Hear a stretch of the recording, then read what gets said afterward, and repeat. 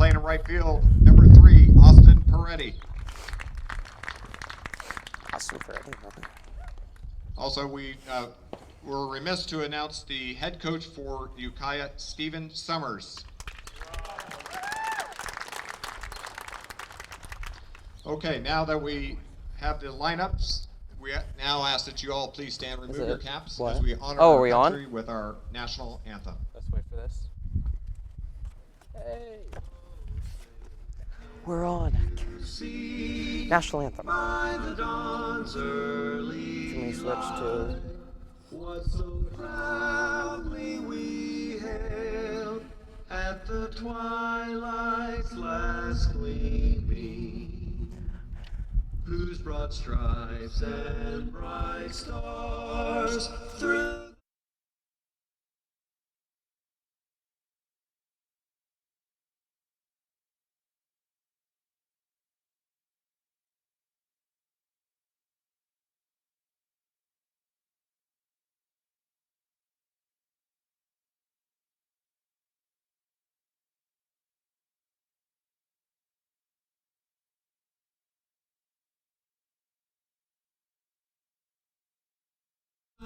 Was still there, oh say does that star-spangled banner yet wave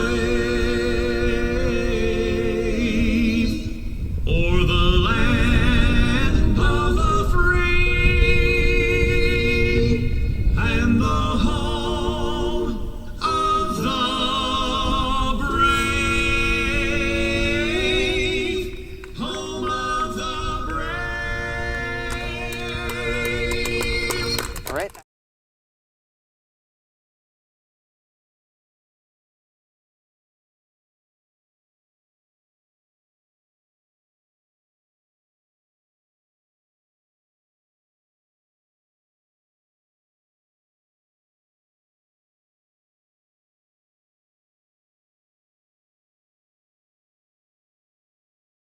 Face the fifth-seeded. They can hear you. Hold on. We were just muted for a second. I was muted. Okay. Here at Abbey Field, NCS quarterfinals, the 4th-seeded Petaluma Trojans facing the 5th-seeded Ukiah Wildcats, and what should be an epic battle. These teams have faced twice before.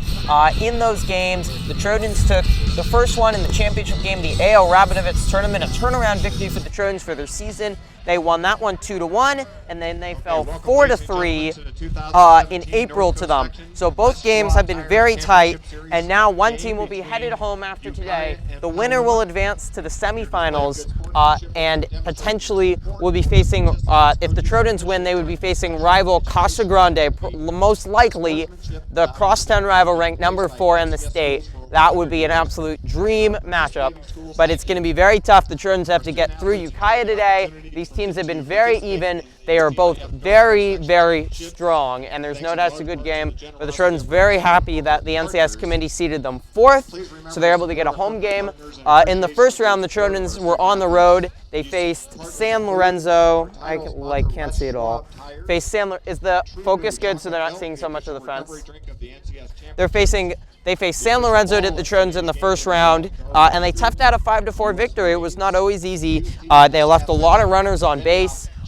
Blake Burr went out with an injury, the starting pitcher, after 2 innings. Matthias Lipsy came in, provided 4 innings of great relief, and it was a 5-2 game going into the last inning. 2 runs got across late for the Rebels of San Lorenzo, but the Trojans got it out. Connor Richardson came in for the save, and we are ready to get started here. Leading it off for Ukiah is Carter Koch. He is the shortstop. On the mound for the Trojans is ace Danny Marzo. He's been a little bit up and down, so certainly this looks pink, Matthew. It looks funny. Does it look like it has some red lines? Yes. Okay, back for Ukiah. Okay, that's okay. And they're not seeing that on YouTube? No. All right. So Carter Koch, apologizing for the incorrect pronunciation. Danny Marza, the junior, fires a first pitch ball, and we are underway from Abbey Field. It's a beautiful day, 70 degrees, a few clouds off in the distance. Could not be better weather for baseball. Memorial Day weekend.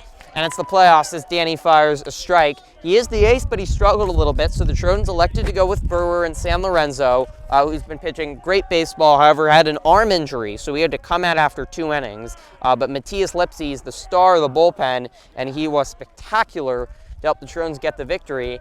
And meanwhile, Ukiah used their ace in their victory Wednesday night, as that is a changeup that misses. It's off the helmet of Koch. And Ukiah, who's brought a massive fan section and is supporting their Wildcats here. Ukiah out of the MBL, and they finished second, only behind Casa Grande. They were 8-6 in league, 16-9-1 overall on the season. As we mentioned, the Trojans and Ukiah split their season series. Both these teams are elite baseball programs. They expect to win, and we're going to call a balk on Marzo.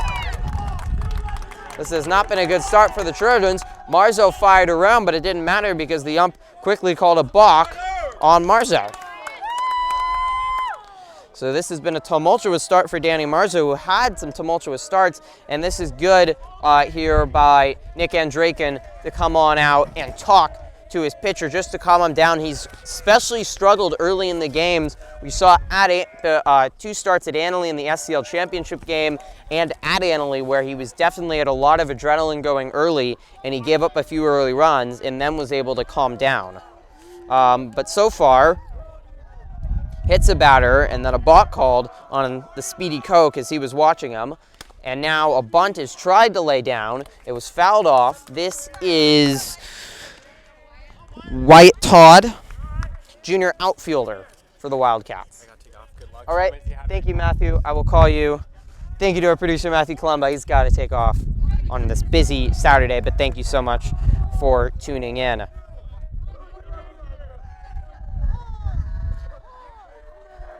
Bunt again looked to be laid down, but again it's fouled off, and it will corner into the pool.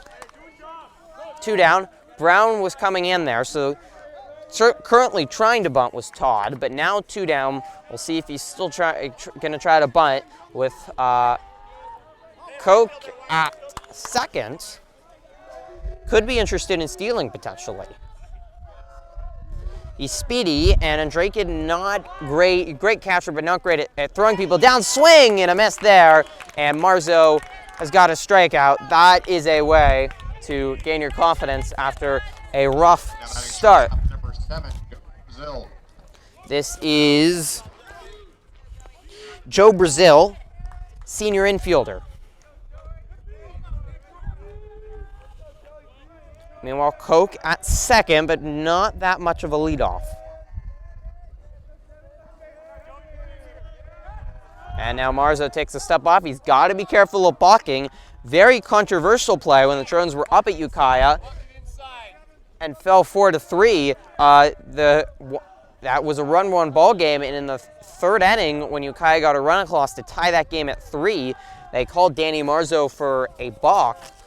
After Steven Summers, the manager for Ukiah, came out and talked to the ump, and certainly as that one misses, the Trojans were not very happy about the umps changing their call on that, and not even agreeing it was not the correct call, according to most Trojan fans. Obviously a little biased.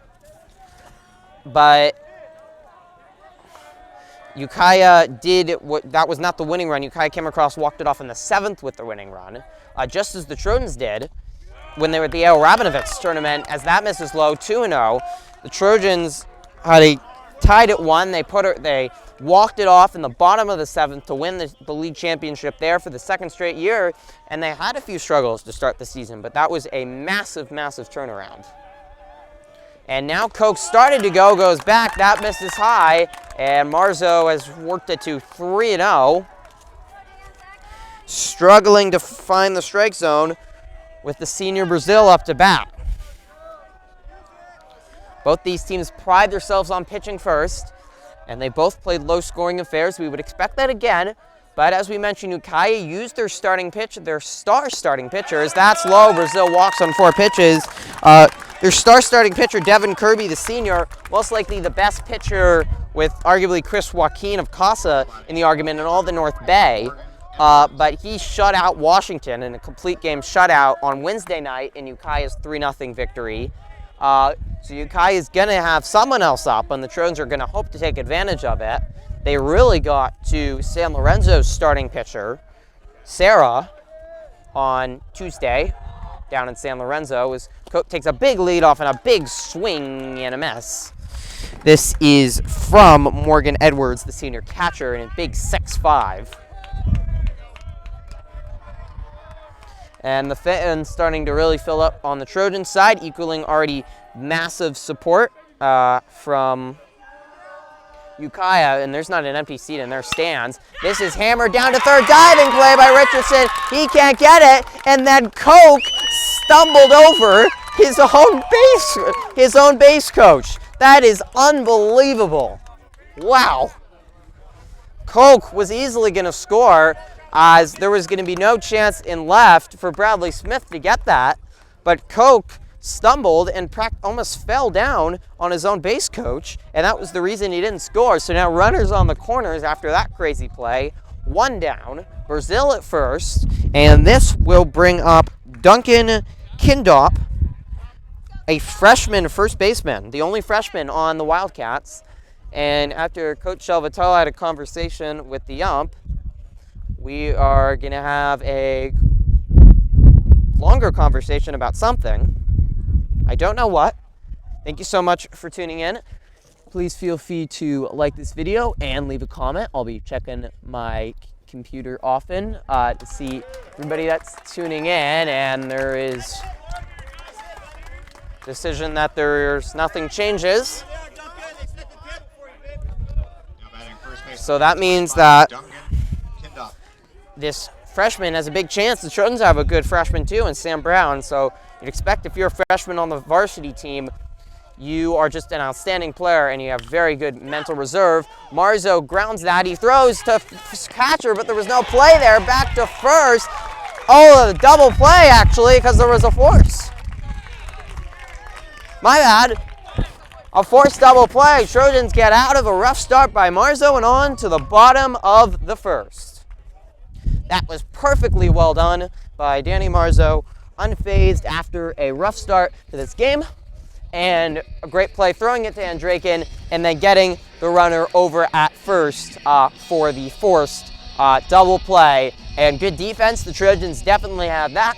They pick up Marzo there and on to the bottom of the first. And we will await to see who the Ukiah pitcher is for the Trojans.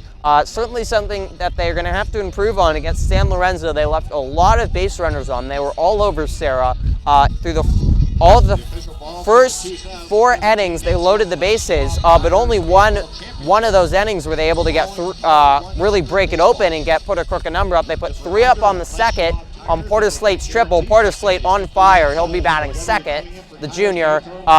Danny Marzo continues to hit. He had 4 hits in both games against Ukiah. He's the Trojans' best hitter, and he'll certainly be good. And Logan Douglas, the senior captain, as his season winds down, is also expected to hit. It was good to see Kempton Brandis get a hit. He gets out of his slump. So if the Trojans can get hits with their base runners on, they can definitely put a lot of runs on the board. On the mound for Ukiah is...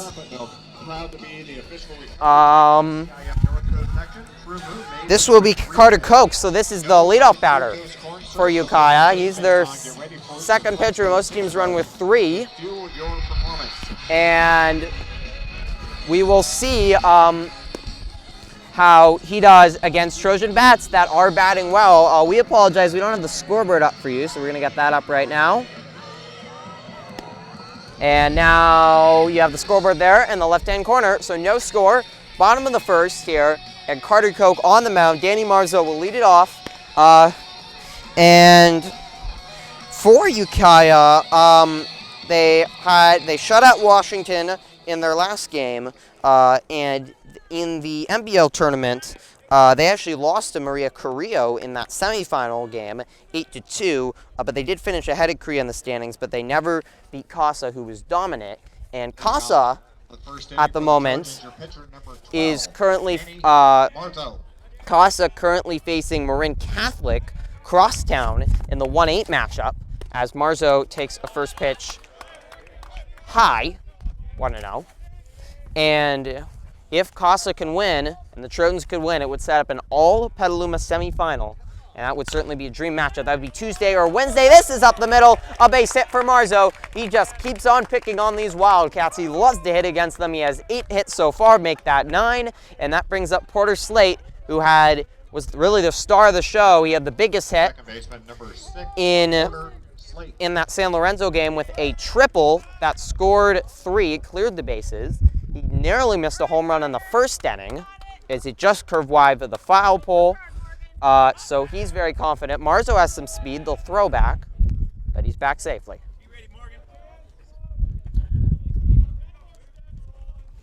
Slated Jr., as is Marzo. And that one's in there. No, that actually just missed high.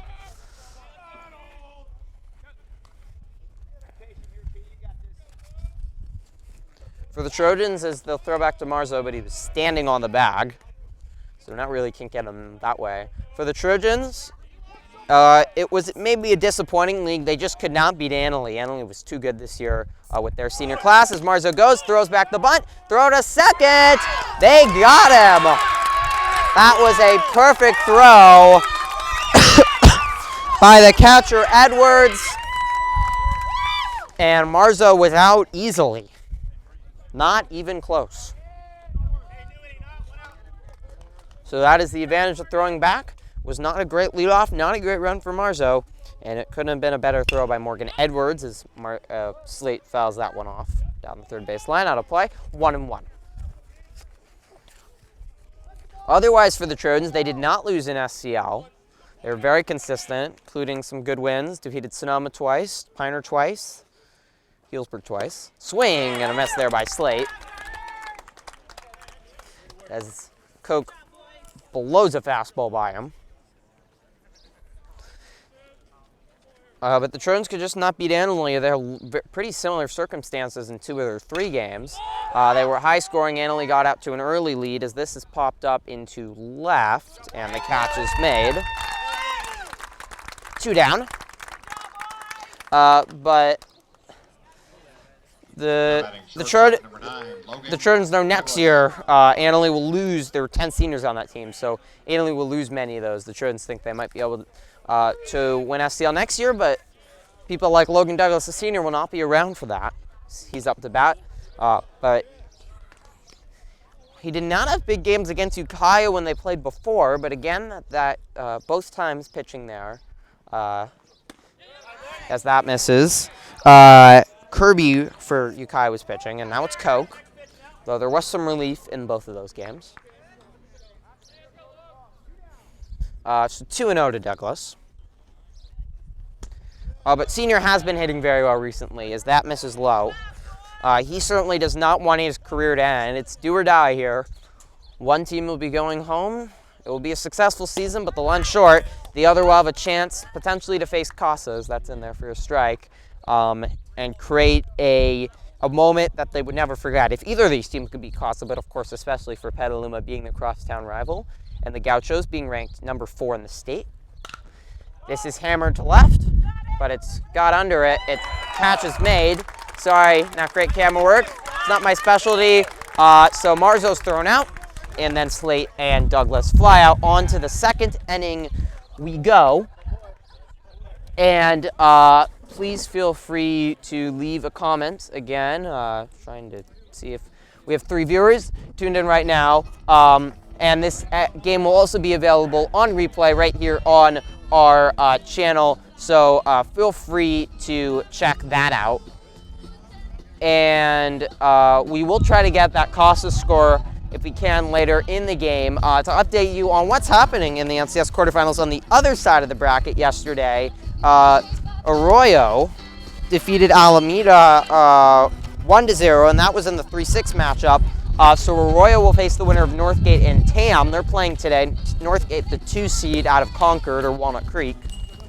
So that could be that would be one of the teams. If either of these teams could potentially defeat Casa or Marin Catholic in the semifinal and face them in the championship game, they're not favored to do that. but that would be a dream for the Trojans or the Wildcats if they could do that. And both these teams pride themselves on baseball. They are both baseball programs and factories. However, once you get down to the quarterfinals and semifinals of NCS, you are getting down to some of the elite teams, and it's been a long time for Petaluma since they've reached the NCS semifinals, but this is a very talented team, and no doubt they do not want their season to end, as after that win against Ukiah in the A.L. Rabinovich tournament, they were really on a roll. Only 3 losses to Ukiah, and their only other loss was to Sarah High, which is one of the top teams in the state. So the Trojans are very happy with how they've done. They really bonded. They have great team chemistry, and they play with a lot of confidence. And leading it off for the Wildcats is BB. He fouls this one down. Brown will give chase, but to no avail. And you can see the Ukiah fans have made about a 45-minute trip south. Hour 15, even longer than I thought. It's pretty far up north there. And the visiting stands, were not expecting so many fans, as some are having to stand. They're pretty close to outnumbering the Trojan fans, actually. This is popped up by BB into center, and the catch will be made by Brandis. So 1 down. Excellent defense behind Danny Marzo. That's a guarantee.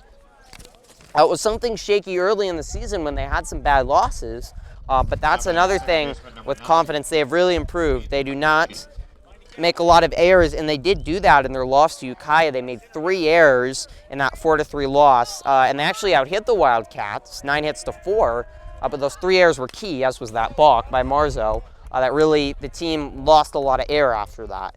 And actually, Connor Richardson was called for a balk in the bottom of the 7th at San Lorenzo, but that time they were not phased, and they got out of that. And they were at San Lorenzo, to clarify, because of San Lorenzo being a league champion, as this is popped up deep to left, going back, it's off the base of the wall. Coming around to second safely is Vanucci. He is the second baseman, only a sophomore, Adam Vanucci. Hit one about 300 feet to left, well over the head of Bradley Smith. Not easy to do. Is he 6'8"? That brings up Devin Kirby, the star pitcher, but today Kirby is in the outfield. And now 1 out, and Marzo will have to work out of the stretch. Off speed, that was a great pitch by Marzo, and a swing and a miss by Kirby, way out in front of that one. It could not be a more beautiful day for baseball. 70 degrees and a wind picking up. It's blowing from left field to home plate.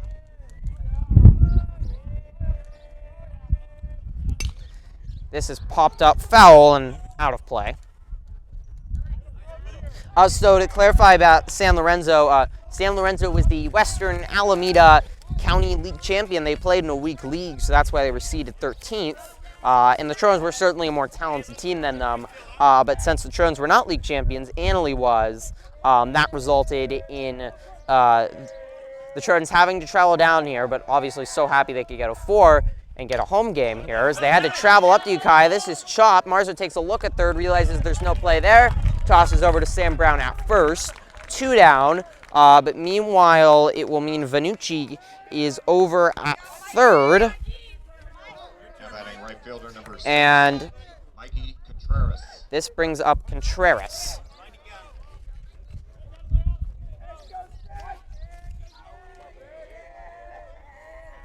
With 2 down, runner at third, and second time we've seen that is fouled back right in front of me. That is why there's a fence there. 0-1. Top of the second quarterfinals of the NCS playoffs.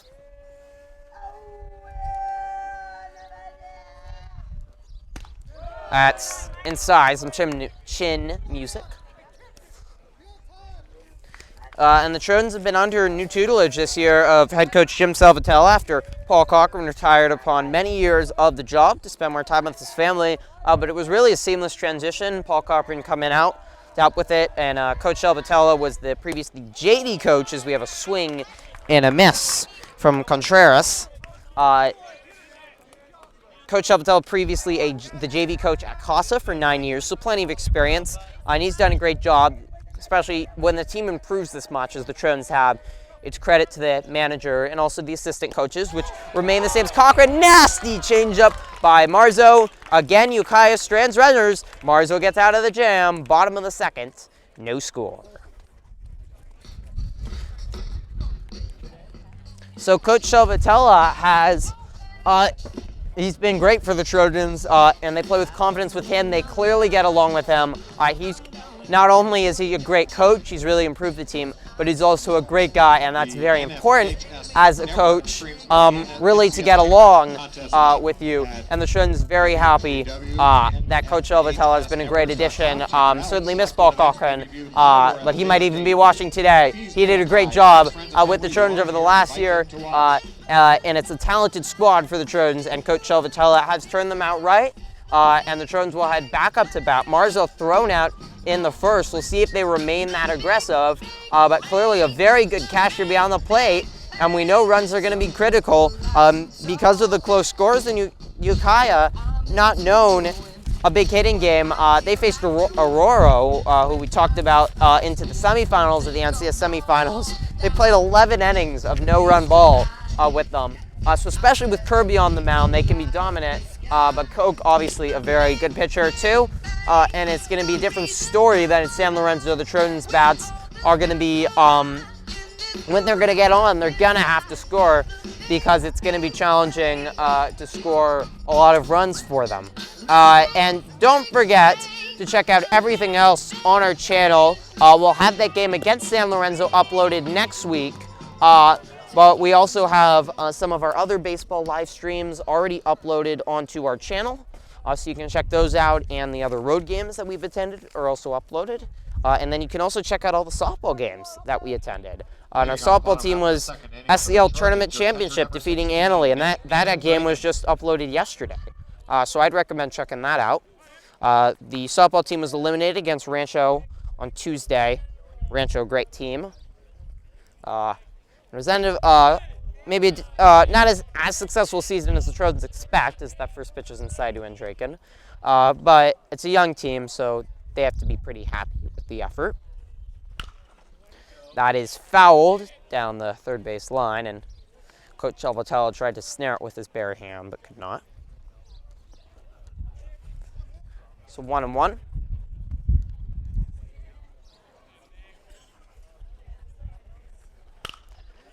This is hit up the middle. That should fall for a base hit. And Draken leads it off, just as Marzo did last inning. And we'll see what the middle of the order for the Trojans can do. As here is third baseman Connor Richardson, who came in for the save as he got the final 2 outs of that game after Lipsy was exhausted. He pitched 52 pitches in that game, 4 innings, after he'd only pitched 19 innings the entire season. So it was a superhuman effort from Lipsy compared to what he has been doing. But Richardson came in and closed it out, a clutch save in that one. His first pitch is low. Richardson could certainly come out of the pen today if needed, the way he's pitching. He pitched very well against Sonoma in the SCL tournament semifinal game. Lipsy's not going to be available just because of that surplus of pitches. He's the best reliever out of the pen. That one misses high, 2-0. Ukiah also with a very strong pen, and they didn't even have to use it as Kirby pitched a complete game shutout against Washington. It's fouled off, 2-1, and that made a bad sound. I believe that hit a car. Last when you hit it down the first baseline, cars beware. It's not too far from the parking lot.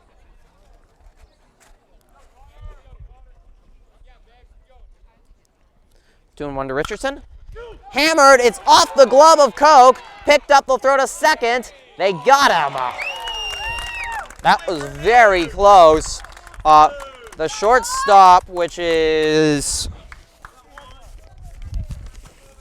getting my roster out here. Cameron Ramsey Now batting at third, short. number 2, Sammy Or Brown. no, it was Kirby at short, actually, who came down with that.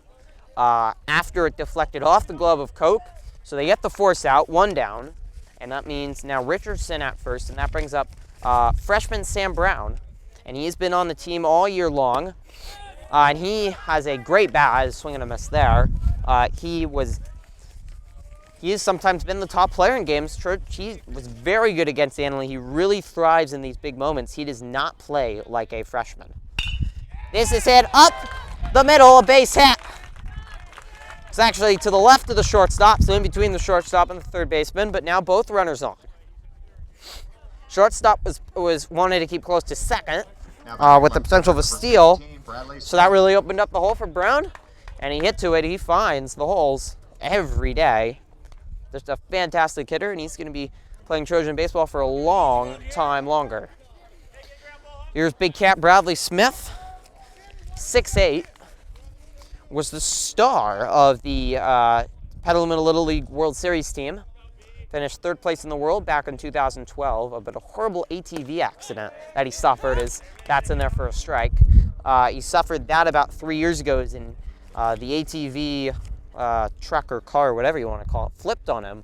And he was in the hospital and out of sports for over a year. And he's been working his way back, but we're starting to see glimpses of his athletic ability before the accident. It's just good that he's healthy again. Swing and a miss, that goes off the glove of Edwards, but it just trickles in front of him. And there's nowhere to go for either Richardson or Brown. Neither one especially speedy. And now 0-2 for Smith.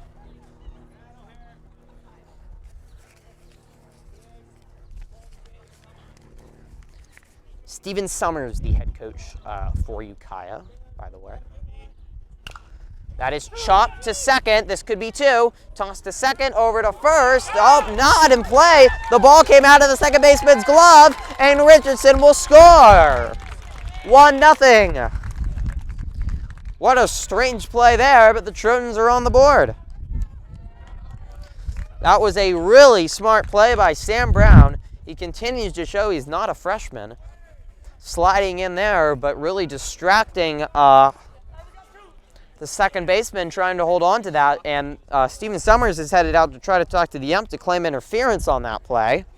But assuming they don't, that left Richardson, who was already at third, to scamper home when he realized the ball was out of the net.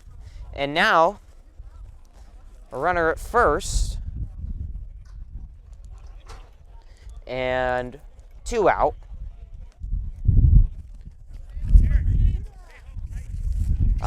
For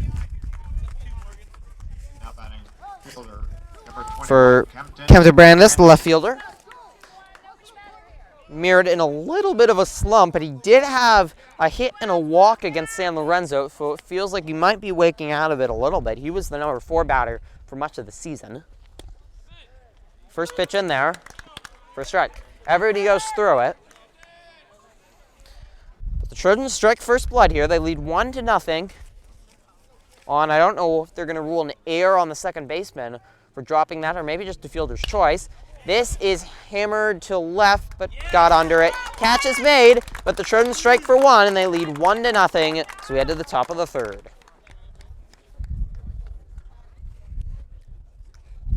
So Trojans lead 1-0. It all started with a Connor Richardson base hit. Sam Branton followed that with a base hit, and then it was Bradley Smith who went up the middle, and Ukiah thought they could turn 2, but the ball was dropped at second after getting the out. A smart play from Sam Brown. Not interference, but just to sort of get in the way of the second baseman, and that leads Richardson alert running to score, and that's huge for the Trojans. Coach Salvatella has often talked to me about those little things, the fielding, the running, the 90 feet, can make a huge difference, especially in a low-scoring game like this. And the Trojans show off how they've worked on that in practice with a run there to take a 1-0 lead. Meanwhile, Danny Marshall's gotten out of jams the first 2 innings. We'll see if he can continue to do that. And to all 3 of our viewers at the moment, feel free to leave a comment in the live chat, and also like that video, and you can subscribe to the channel. If you do subscribe, you will receive an email whenever we go live. So if, by some miracle, Marin Catholic beats CASA, highly unlikely, the Trojans could be back home here, and we'd certainly be live streaming that. There's a possibility if the Trojans get a victory and they're at CASA, we could try to live stream that game too. There we go. So stay tuned. If we are going to live stream that, we would announce that Tuesday morning on our daily morning announcements. Every morning, 8:25 here on Trojan Live. As back to the top of the order with Carter Koch, takes a first pitch strike.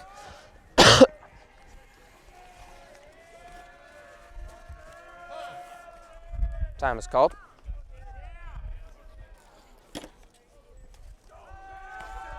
Stands have filled up on the Trojan side, so that one misses low.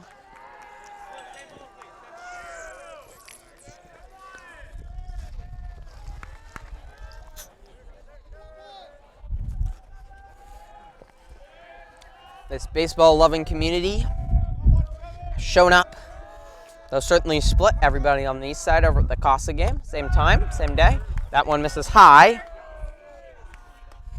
And it would really be the ultimate celebration of that Little League World Series team if they could face off in one last game. Many of those players are seniors, and about 4 of them on CASA. All 4 on CASA are seniors. As that is lined right down the first base line. Brown bobbles it, picks it up. Marzo comes over, makes the play.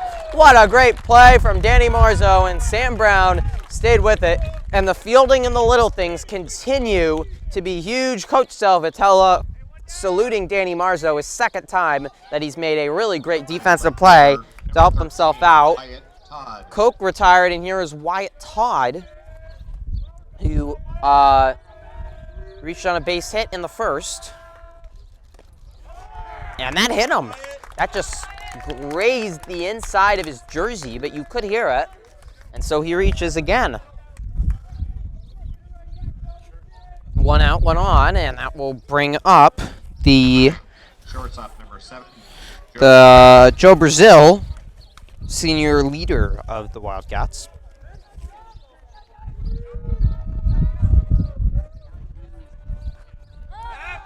And going back, and that gets by Brown.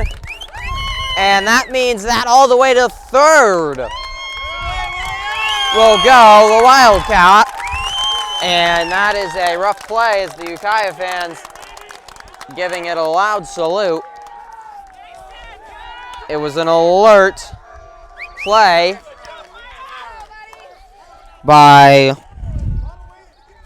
Todd as Marzo just tossed back, and Brown, I couldn't really see that one well enough if that was Brown or Marzo's fault, but it doesn't really matter.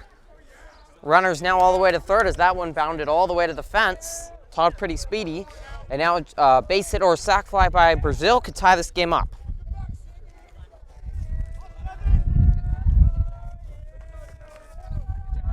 Oh, 1 to Brazil. Swing and a miss. It's a great pitch from Marzo. And Danny seems to have his stronger stuff today, I'd say, so far from watching him. He hasn't been perfect. He's made some mistakes, but he's had some really nice swing and miss pitches. And now 0-2, popped up, fell out of play. Didn't harm any cars this time, though.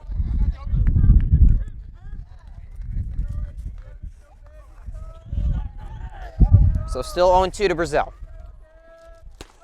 Off speed is high. 1-2, 1 out.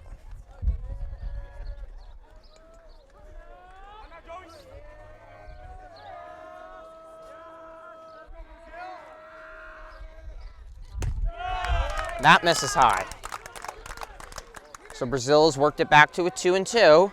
And Todd at third, trying to tie this one up. Every run mattering in what is bound to be a low-scoring game. And do or die, too. So much pressure. Swing and a miss. He got a piece of it, so it was a foul tip, but it didn't matter. Nick Andraken, the fabulous catcher, holds on. 2 down. And that will bring up Morgan Edwards, the hulking senior catcher. 21, Morgan Edwards. And a chance for the third straight inning for Marzo to get out of a runner in scoring position. And the Trojans have done this all season long, get into jams and get out of them. It would be appropriate for a season-defining win to do it once again. This is popped up down the line. It's a long run for Brandis. The ump's in the way, but he makes the catch. And the Trojans get out of it once again. Kempton Brandis caught that ball in foul territory. The Trojans do make an error, but Danny Marzo picks up Sam Brown and the rest of the team. And once again, Ukiah strands runners, but so far Danny Marzo has looked cool, calm, and collected, as do the rest of the Trojans. It was certainly good to get one playoff game under the belt. They were a little nervous in some of that game, and there were a few mistakes, but they have been calm and collected so far in this one as we head to the bottom of the third, and the Trojans leading 1-0. And a recap on the Trojan season, they hope it does not end today. The potential Casa game would be Tuesday or Wednesday, or Marin Catholic. The Trojans started it off with a win against Redwood, but they did have some early season struggles. They lost to Newman, San Lorenzo, and Maria Carrillo early, but as we talked about, that A.O. Rabinovitz tournament where they beat Ukiah in the championship game had to be the key, defeating Sonoma Academy Montgomery, and then it was defeating Ukiah in the championship game over spring break to win 2-1 in that game. And then from there they started the league season. As we mentioned, their only losses all league season to Annalee, an impressive walk-off victory against Napa. Fell to Sarah High, but that's a top team, and then defeated Sonoma in the semifinals of the FCL tournament before falling to Annalee on a similar game where Marzo had a rough start to the game. The Trojans made a late comeback, but it was not enough. So bottom of the third, and it will be Devin Gottschall in the number 9 spot. He is DHing just like he did at San Lorenzo. Also on the basketball team, a sharpshooting three-pointer, just like that, a specialist here. And he's played more and more as the season's gone on. That first pitch is low, it gets away from Edwards.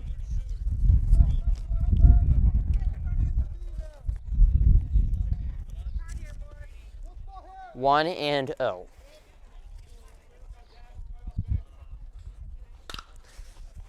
That is popped up down the first base line. It heads out of play. Right fielder over. No, that's fair, actually. That fell just inside the line. That's a really bad angle for the camera. But that, about a few feet inside the line, that ball fell. Gottschall's reached as the right fielder for the Wildcats could not run it down. And the first base coach was not even over there yet. And now Gottschall's going to come out.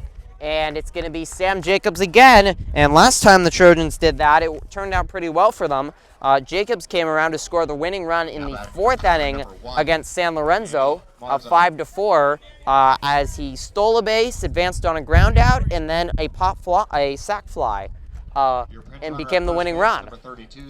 And only a sophomore, he, along with Jack Gallagher and Nick Sembita, was called up after the end of the JV season, as they expand the roster by 3 for the playoffs. And Sam Jacobs has quickly become a big part as a very speedy runner, and Coke's going to have to be aware of that. And the ump just checking his lineup to make sure the change was done fairly and justly. I'm not sure Jacobs was on the Ukiah roster. Obviously did not see him before when they played, as he was called up. A big leadoff doesn't go, but that pitch is low.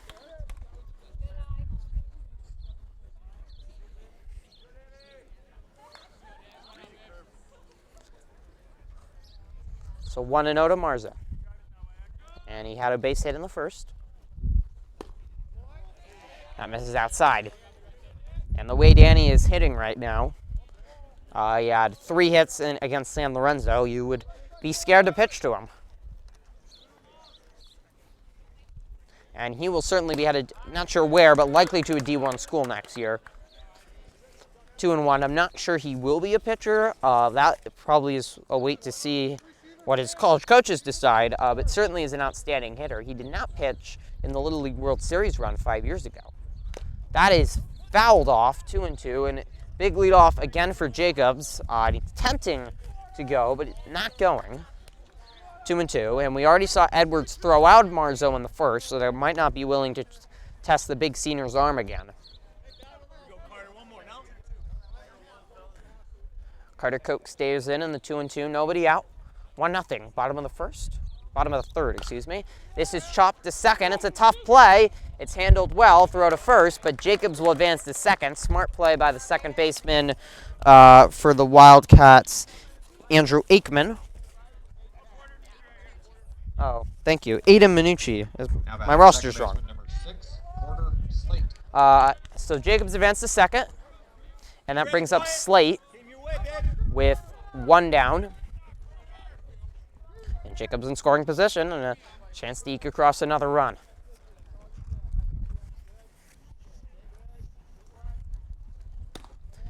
First pitch is inside.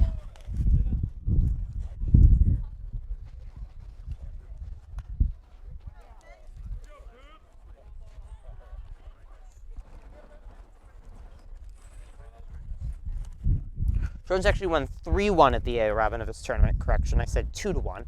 They scored 2 runs on it, so it was a walk-off hit that scored 2 to end it. Or no, walk-off home run, actually, that ended. That was not at that game. Swing and a miss there by Slate.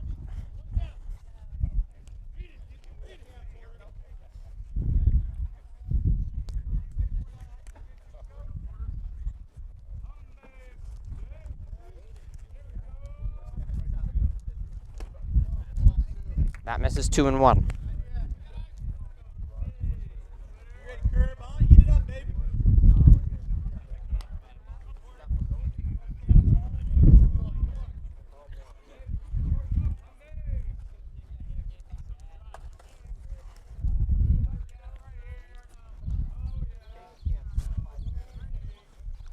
Lays down a bunt down the third base line. That's a perfect bunt. Picked up, no play at first. Jacobs at third. That could have been more perfect. It was unexpected from Slade on the 2-1 as he hadn't shown it. And the bunt just died in the third base grass. No chance for the third baseman. And by the time Koch picked it up, he had no play anywhere. Runners on the corners, 1 out. Douglas. And here is the senior captain, Logan Douglas. What a great play by Porter Slate.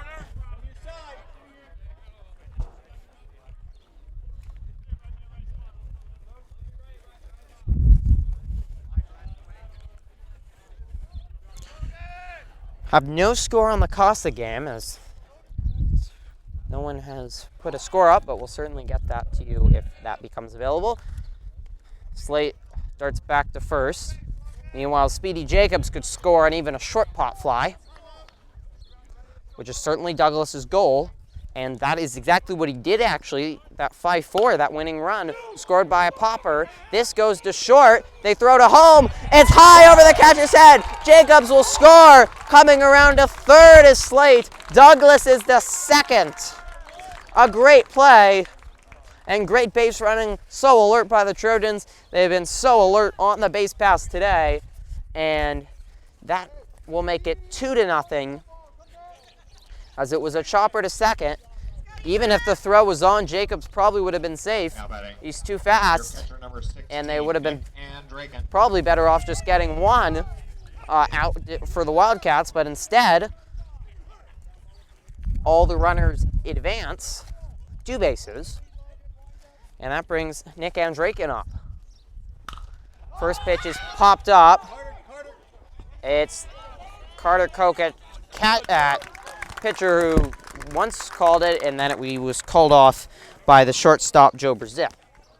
So that brings up 2 down. Disappointing there for Andrakin, who would have liked another run on a sac fly, but still a chance with 2 down. Now batting, third baseman number 8, Connor Richardson. Here's Connor Richardson.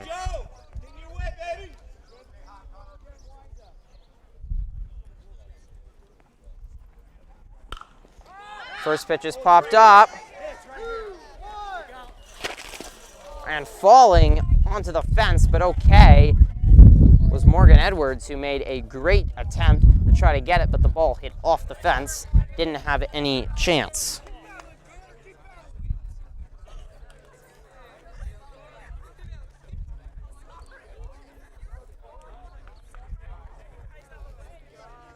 And he is rearranging his gear, but looks to be okay, luckily, though he fell hard to the ground.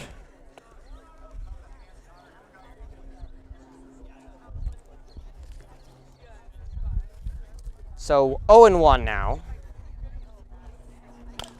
This is chopped foul down the line by Richardson. Came around to score that first run in the second inning.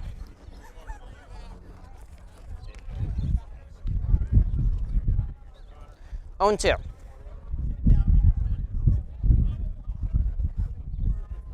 Off speed is low, darting back to the bag is Slate, who was way off.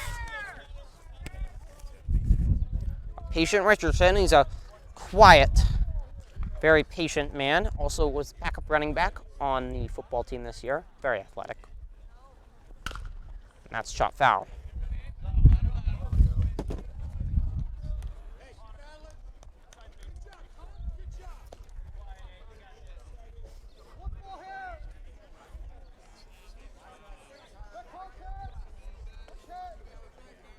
Have to be about 300 fans that have shown up to this game. So it's been wonderful. And if you're not able to be here, this is what it's all about. Swing and a miss by Richardson. But he just got a piece of it, actually. And Edwards cannot hold on to it. So still 1-2.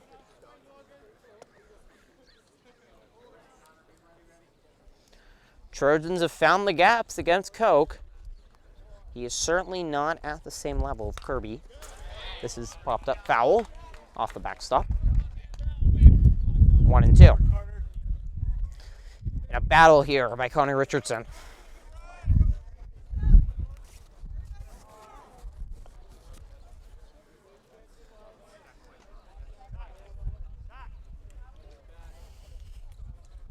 One, two.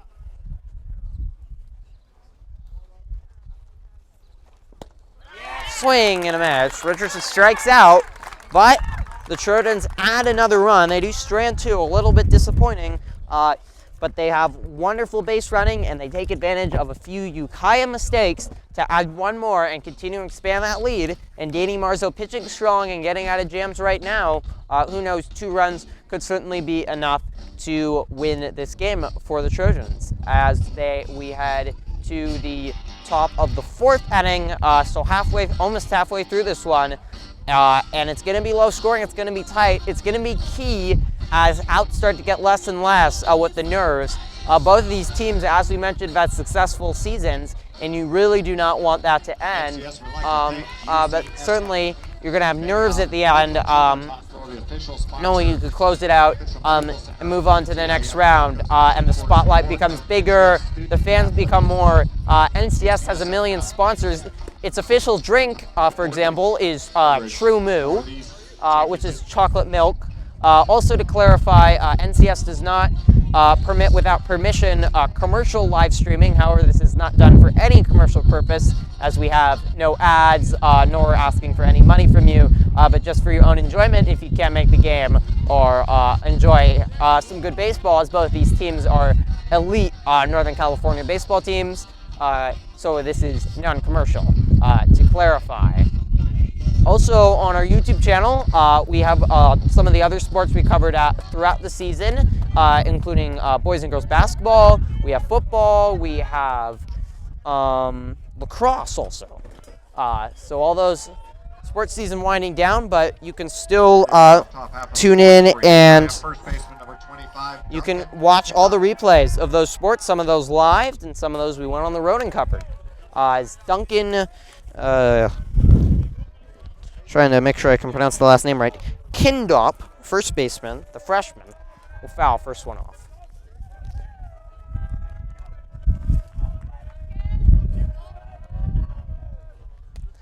That one almost hit Kindop. The off-speed curve must have been like 50 miles per hour.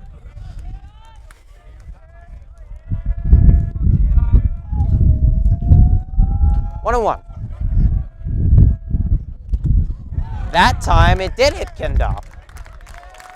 Danny Marzo's played with fire a lot. He's thrown a lot of pitches inside, and it's cost him. Third batter, he's just great. Well, one batter he hit in the head. The other two, he's just grazed.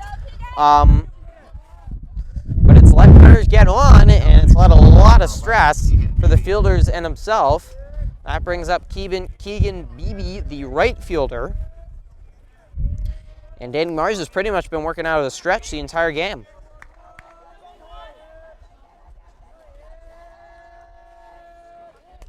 Tried to lay down a bunt, but couldn't. The Trojans had Porter Slade have that excellent bunt in last inning. That could certainly be a at-bat to remember. We certainly know he can hit the ball 300 feet and then some. But he can also do the little things right. And the Trojans have done all the little things right in this ball game so far. That is fouled back. And you know, it might not be the most sexiest thing to bunt well, run well, and field well, but in the end, that's not only what wins games in the regular season, but in the postseason, in the playoffs, that is key. That is what decides games when you have two very even teams like that. As a swing and a miss, that is more nasty stuff from Marzo, who's come up with some nasty off speed, and the Wildcats have been off balance looking at that all day. Second baseman Aiden Minucci now with one down.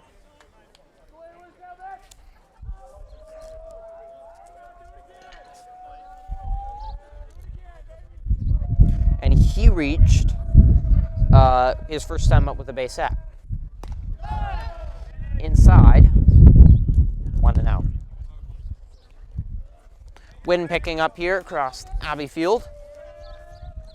Likely the Trojans' final game, and for the 5 seniors on the team, it will be some of their very last high school athletic careers. But many of them will go on do something in college and athletic, even if they don't have a scholarship. For example, Matthias Lipsy will be playing at a junior college baseball. I believe Logan Douglas is going to the JC, so I assume he would be playing baseball there too. Other seniors, Bryce Smith, Bobby Miller, as this is fouled back and disappears from all. 2-1. There is one more senior on the team. Who did I forget? Oh, Austin Peretti,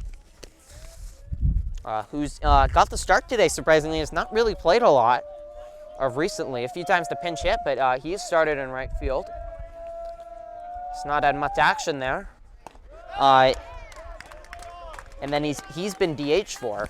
So reliable fielder, not a big batter, but with Marzo pitching, obviously they wanted Marzo to hit. But they still wanted to get Devin Gottschall to DH in, so that was a really smart way to do it. 3-1 for Marzo. Fouled back, and he's worked it to a full count.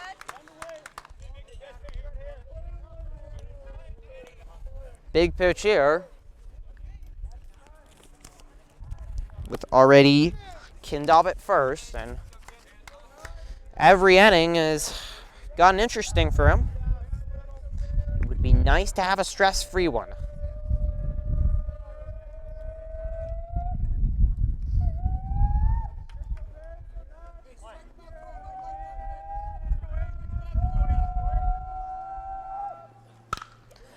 This is popped up into center, and a nice catch made by Brandis, who is a wonderful fielder.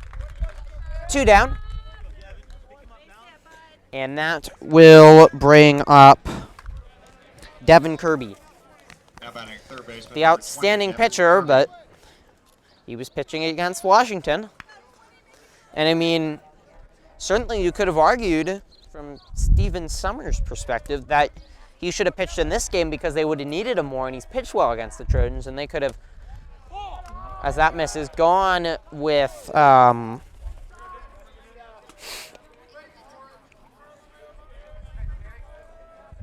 Koch to pitch against Washington, but not his choice.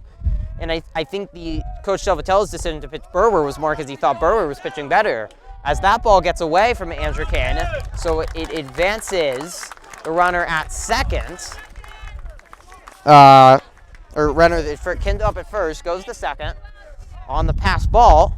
And 2-0, so 2-0 now, 2 outs. In all 4 innings, the Trojans have dealt with a Wildcat in scoring position, trying to get out of it once again.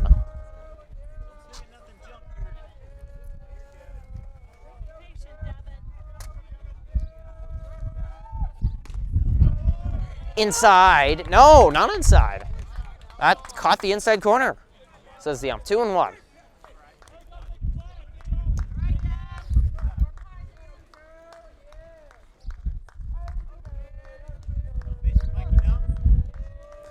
Marzo gives runner a look. This is popped up. And left, it will be Smith who dropped it. Throw to second, not in time. And that was just dropped. Nothing to say about that. That is not the first time we've seen that from Bradley Smith. Danny Marzo takes off his hat in disbelief. So that scores a run. That looked like a routine play, and I think Bradley Smith was just a little bit routine with that, casually sticking the hand out and dropped the ball. Now batting right fielder, number 6. It was right in the glove. Contreras. So 1 run scores. Kirby goes to first, and the Ukiah stands bursts into jubilance, finally getting a run across. 1-0. And now the hardest part right now for Marzo, body language not great. As the fielder lets him down, he's got to pick himself back up and get out of this. Every run critical. Swing and a miss. 1-1. This is Mikey Contreras, senior. Similar to the Trojans, about 6 seniors on the Wildcats. Off speed is in there. That's great stuff from Marzo when he's gone to the off speed. It has been great.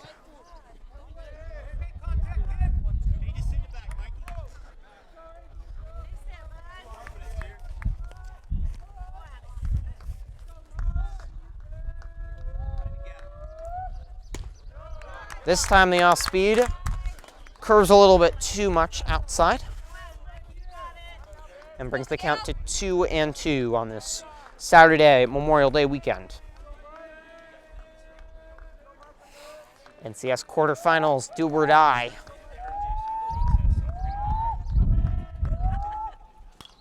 And this is popped up, out of play, just off the inside of the bat. Marzo jammed him, but battling is Contreras, and the pitch count gets higher and higher for Marzo. I don't think they have any plans. I don't think they want to go to bullpen again. That would certainly be the goal. And Marzo's done that before. He can do it again. His best start might have been his first one against Redwood. Off-speed just missed outside in a very similar location for strike 2. That brings it to a full count.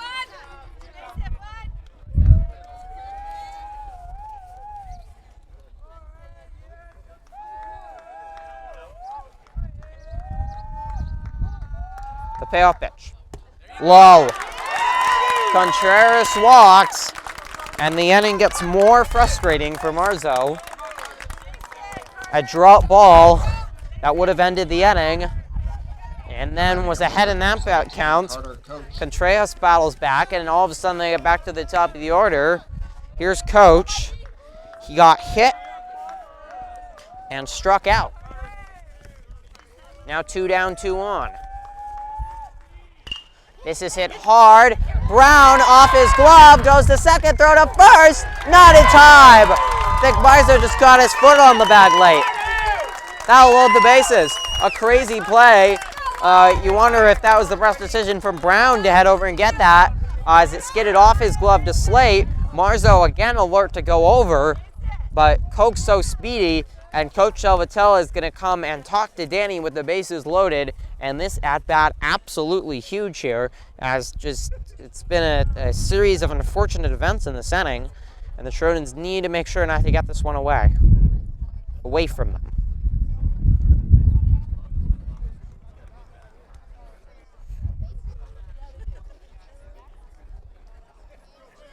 And Marzo certainly plays with the emotion on his sleeve. And you have some frustrating moments happen. However, he has certainly pitched in a lot of big moments, from Williamsport, Pennsylvania, to a lot of other places, and a lot of sports. He's played a variety of sports and been good at them, but baseball certainly been the best. Was outstanding on the track and cross country team. This is hammered over the head of Slate. 1 run will score. They'll hold the runner at second. Then it gets past Draken, but the runner at third was not even aware of that happening. Everybody stays, and the Trojans just need to get one more out to let this disastrous inning end. A great work of hitting by Wyatt Todd to just loop that one over Slate's head. And he had no chance. And now Marzo has got to the heart of the order, badly needing an out as he faces Joe Brazil.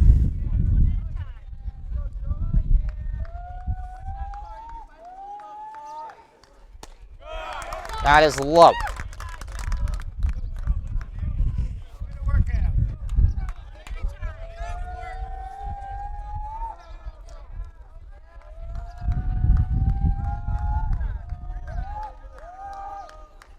Swing and a miss.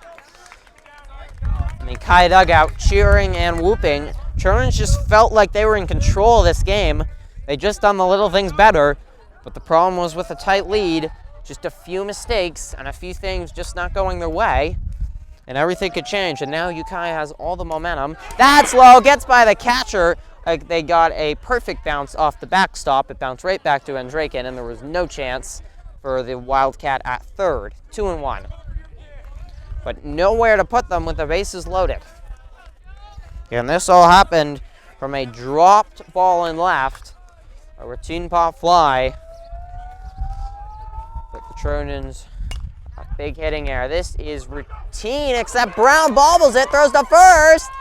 Just caught him. And all the Trojan fans breathe a deep sigh of relief as the disastrous fourth inning ends for the Trojans. They give up 2. It could have been worse, but a few mistakes certainly will have the Trojans kicking themselves. A drop fly ball with 2 outs, and it seemed like otherwise it was going to be a routine inning. Instead, the ball drops, a run scores, and then after Marzo walked, a great battle with Mickey Contreras, that looped ball by... let's see. That was Brazil that looped that ball and tied the game. And the team just looking like they're playing on pins and needles a little bit right now. They were very nervous in that inning. And having a conversation right now with Coach Salvatella, you just want to calm the team down because that inning could have turned ugly. And at least credit for the Trojans for getting out of it without it not getting any worse, as we have 4 viewers. And we got up at one point to 6. So thanks for everybody for tuning in. Besides sports on our channel, every morning 8:25, we live stream the daily morning announcements. So we'll have the bulletin, all the school news you need to know, plus a little bit of world news. We'll have a sports update. We'll have a tip of the day, and news around what's going on at school. And anything else about PHS, feature stories, and all the rest. And our final show would be 8:25, and I know we're going to be doing some special things on a Tuesday morning with Memorial Day on Monday. So I would recommend tuning into that, either live at 8:25 to 8:35 will be the live show. But it's also, as soon as it's done, it's posted to our YouTube channel, just like all of the other sporting events are. So you can tune on in to that, as it should be fun, and you can check all of our other about 170 other shows right on our YouTube channel, right where you are now. Plus we have a lot of other feature stories separate from the show that have been posted. Back to school night live stream, car show,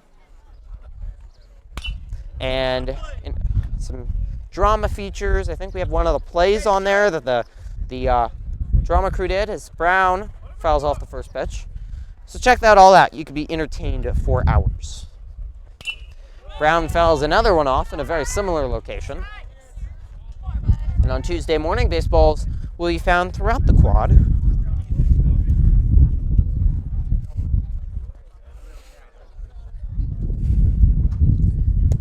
Brown takes low. The freshman plays with so much poise.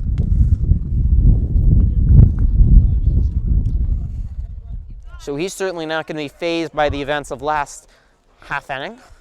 That skips low, and it's 2-2 now to Brown. He's battled back.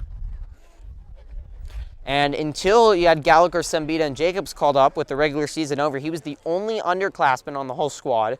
The team is dominated by juniors. You have 5 seniors, but then mostly juniors, and then Brown, the only non-underclassman. He hammers that one to first, but a good play at first by Kindop, fellow freshman.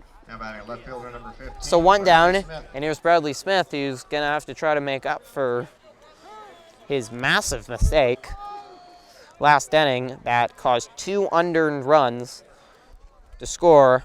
Danny Marzo was just moving along, and he had been getting into trouble every inning, but he'd been getting out of it, and it seemed like he was there. This is grounded to second, and quickly 2 down. And right now the Trojans seem to be still in a little bit of a funk from last inning. They're going to need a momentum turner. Otherwise, Danny Marzo is going to be out back in the pitcher's mound in a jiffy.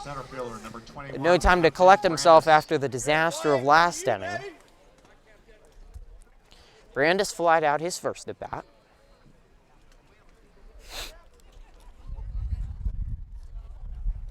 Swing and a miss.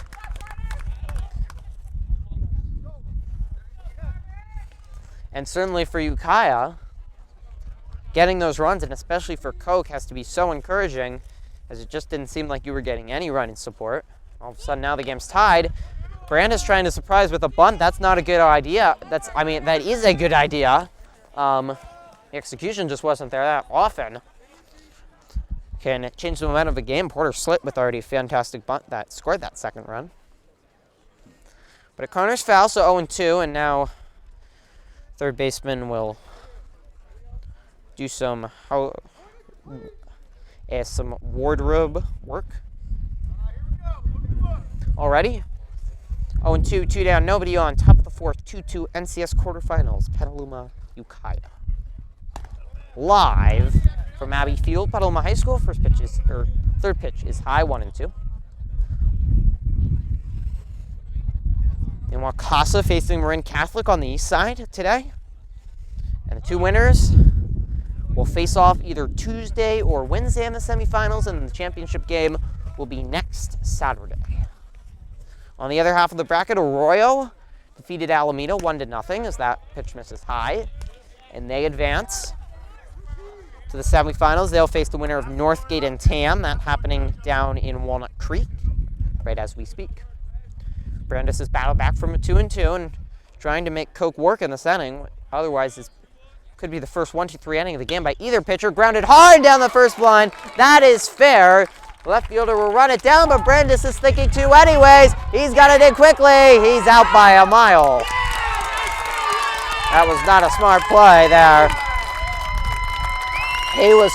He had no hesitation. He was ready to head to second, but it was pretty clear the left fielder had to jump on that, and as long as the throw was accurate, it was going to be an easy play for the mostly slick fielding Wildcats, and they do it there. And the Trojans certainly facing adversity as we head to the 5th. Marzo heads back out with this game tied at 2. Again, feel free to leave a comment in the live chat with everybody that is viewing, or you can have a conversation with everybody else, as we thank you so much for tuning in on this glorious Saturday with the score tied at 2, and the stands are filled so much that many people are standing or bringing out their lawn chairs, and this is what high school baseball is all about, with the community coming out. And there is one more sport that is still going on here at Petaluma High School. The track team is down in Berkeley at the NCS Meet of Champions, competing there. Yesterday, there was almost a state qualifier. Justin Santa senior who's great in the shot put, won SCL in shot put, finished 7th. You have to finish in the top 3 or have a high enough score distance or time to advance to state. So he just missed that by a few spots. He was the highest finisher yesterday. Some field events. But Jack Dunbar won the NCS qualifying meet in the 800, and people certainly, the speculation is he has a chance to win all of NCS this year as a junior. First pitch is hammered to left, no chance for Smith, and all the momentum on the side of the Wildcats. Edwards takes the first pitch for a base hit. Coach Salvatella trying to garner some encouragement from the dugout. But that 4th inning has seemingly changed the whole vibe of this game. Here is the freshman Duncan Kindop. On many other runners and field athletes are down in Berkeley Day competing, hoping to do the Trojans proud, and a few of them with chances to advance to state. Jack Dunbar's brother Will also often right with him, so maybe he could advance, but not a lot advanced, top 3, so often a good time will just make everybody proud enough. There.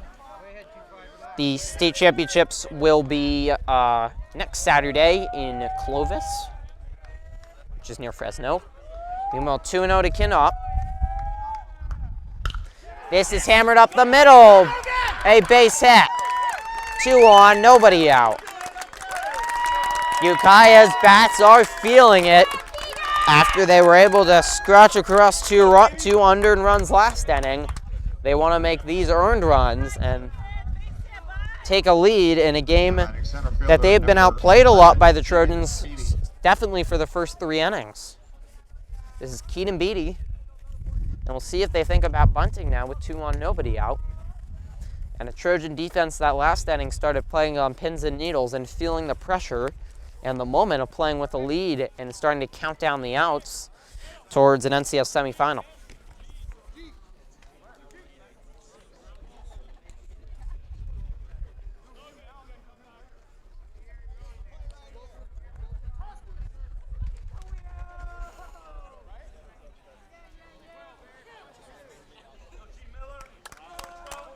And we are going to have a pitch runner.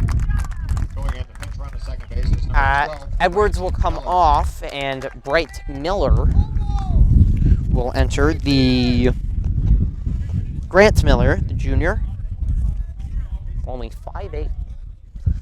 Typically when they're short, they're speedy.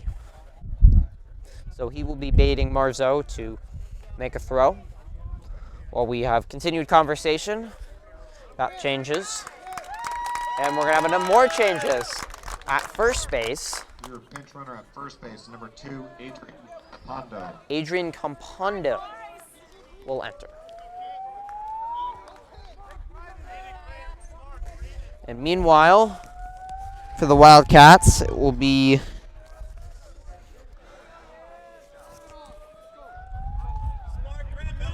Grant Miller. And now tries to lay down the bunt, so obviously as he fouls that one off, the intention was with that to have fast runners on that could advance in the bases, because as we get into the 5th and the 7-inning ball game, you don't know how many more runs there's going to be scored. Everyone counts, as we mentioned. But Ukiah certainly has all the momentum. But neither team with any action in their bullpen. I think both want their starters to go all the way. This is a perfect bunt, chopped. Marzo picks it up, throw to first in time. They get 1, but the job is done by Grant Miller to advance both runners with 1 out. And a sac fly could bring what at the moment would be the winning run in. That will bring up Aiden Benucci, second baseman.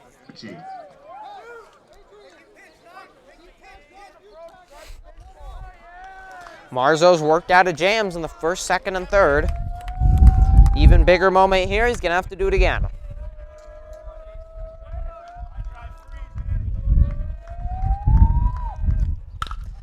That is hammered. Smith going back and left, looking up, it's off the wall. One run will score. A second will easily come home. Vanucci will have a double. It's a 2-run RBI double off the wall. No chance for Smith.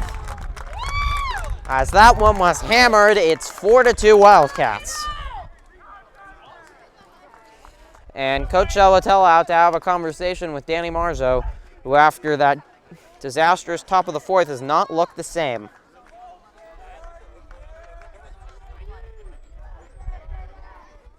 And the Ukiah dugout roaring with delight. A game can change on one play, and that is what we have seen in this ballgame.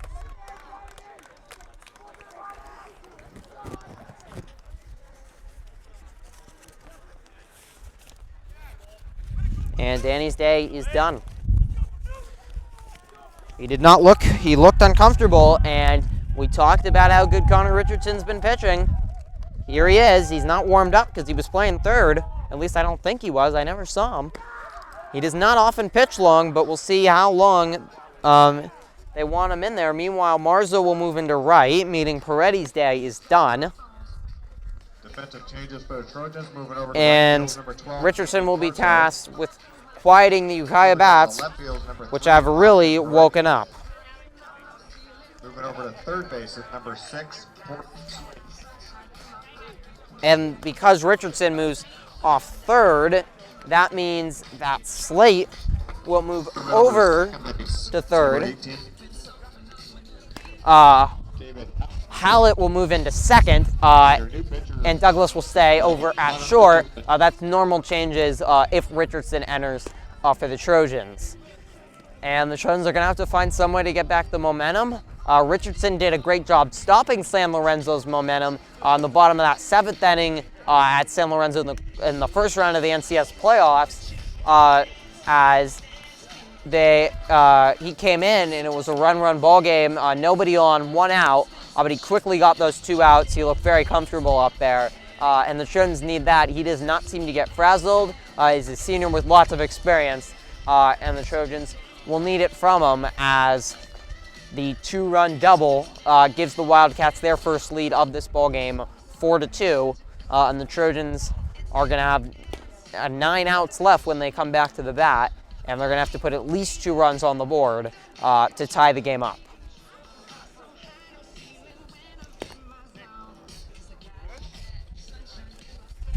And Richardson, as we mentioned, we'll see how warmed up he is, because he didn't get a chance to warm up because he was playing third base. But he says he's good enough now. And leading off now for Ukiah will be Kirby, who reached in the 3rd, came home to score, or the 4th, excuse me.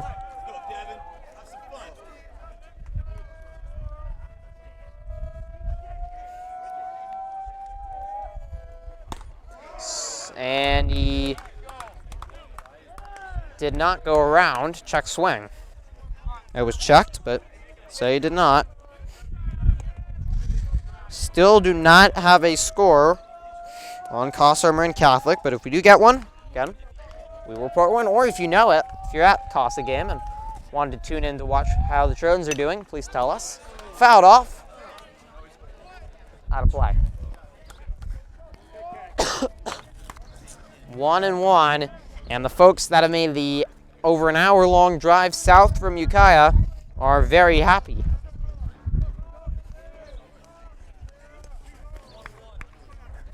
And the Petaluma stands pretty quiet at the moment.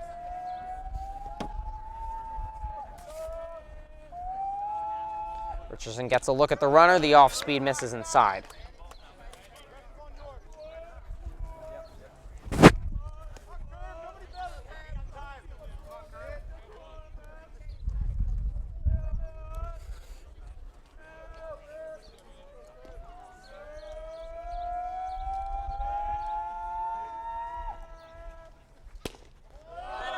And that misses. And 3-1 now. As the Ukiah bullpen making all sorts of noises. Sounds like a siren coming from there.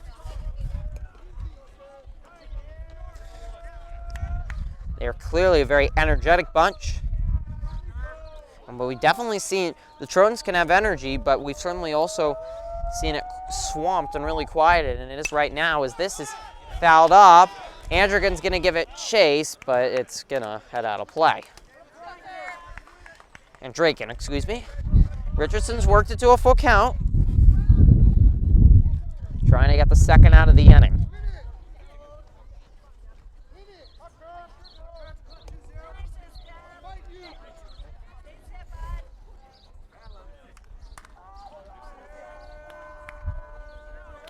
Payoff pitch coming.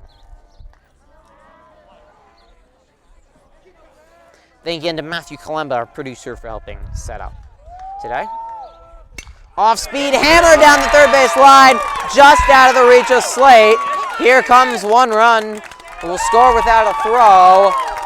At first, will stay Kirby, but that makes it 5-2. It's now a 3-run inning for Ukiah, as they are finding the gaps.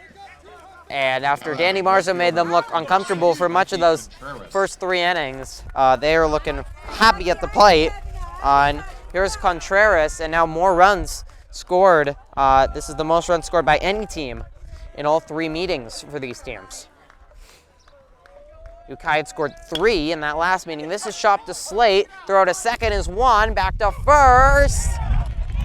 They got him. What an outstanding play. Sam Brown does the split. That will at least give a little bit of life to the Trojans to get out of that one with a great double play turn by Porter Slate to Hollett and Brown, who's limping after he did the splits to make that stretch. Hopefully he's okay. The Trojans are going to need to bring out their bats as we head to the bottom of the 5th. Ukiah really got their bats going, and as we were certainly worried about in the 4th, with that momentum changing, Ukiah totally deserved those runs. They were hitting, they chased Danny Marzo from the game. They bring in Connor Richardson, and he will have to deal with a lot of responsibility now, likely for the next 2 innings. Though there is action in the Trojan pen, Jake Duca or Bryce Smith would be likely the pitcher to come in if needed on the late innings, while the Trojans have they've done some damage to Coke, but they have stranded a few runners, which hurt them, including 1 out, and they had 2 on in the 3rd and only turned out getting 1 in that inning, and then went 1-3 in that last inning. So maybe that double play can get them some momentum to turn it around. Danny Marzo 2 for 2. Porter Slate and Logan Douglas have also had big days, as we expected, as they have kept on hitting as they have for the last month or so. With the great run by the Trojans bats. Back onto the field, Gottschall will lead it off for the Trojans. He is 0 for 1. Leading off bottom half of the 5th inning for the Trojans, your designated hitter number 27, Kevin Gottschall.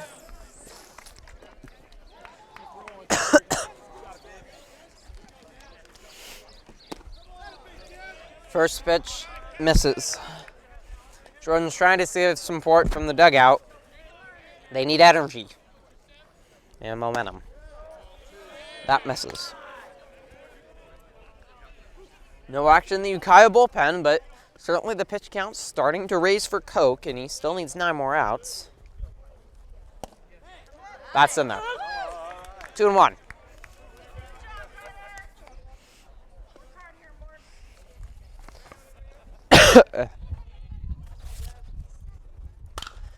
That is hit hard down the left field line. A nice catch is made, as it just did not drop. Gottschall got under it a little too much.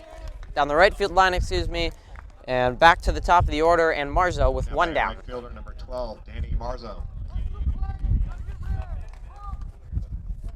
So Marzo had 4 hits when he faced the Wildcats 2 previous times, and he has 2 today. So he has been fantastic at the bat. First pitch inside. And he is now in right. charged with, I think, 4 runs.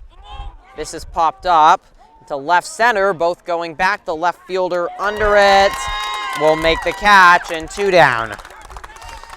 And Koch looking to have a quick inning again.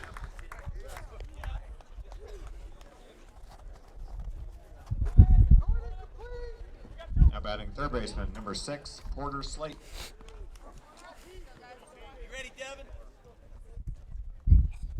So here is Slate. He's had a good game once again. Fabulous bunt in the third. Became a base hit, a big swing and a miss there.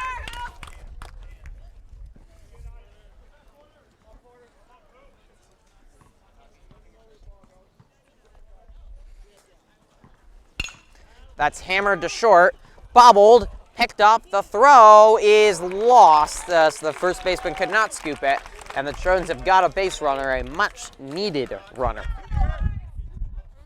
A really tough play by the shortstop. It didn't help that he bobbled it. And he had to rush the throw. The scoop was unable to be made by the Wildcats, and that will bring up Douglas.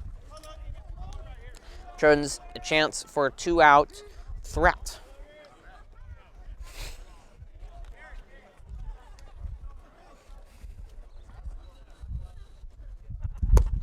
That is low. Check swing by Douglas, but he did not go. Senior leader is the heart and soul of this team. Leads them in stretches, but also leadership on the field, off the field, doesn't matter. Born leader, a wonderful guy, 2-0. Headed to Santa Rosa Junior College next year.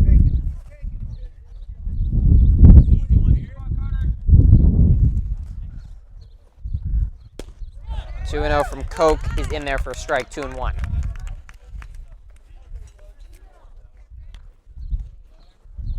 Connor Koch hasn't been great, but he's been good. Very similar name to Connor Cook, former Michigan State quarterback. That one's in there, now back up in the NFL. And he was certainly someone that played in some big moments, and has some pretty famous victories for Sparty. 2-2. High up there, brings to a full count for Douglas, who's one of the more patient batters on this Trojan team. And with the payoff pitch and 2 down, that means that Slate will be going. There he goes, and he fouls it off the catcher mask. And hopefully he's all right. He looks to be just fine. Catchers have to be tough in this game too. And so Douglas will go again.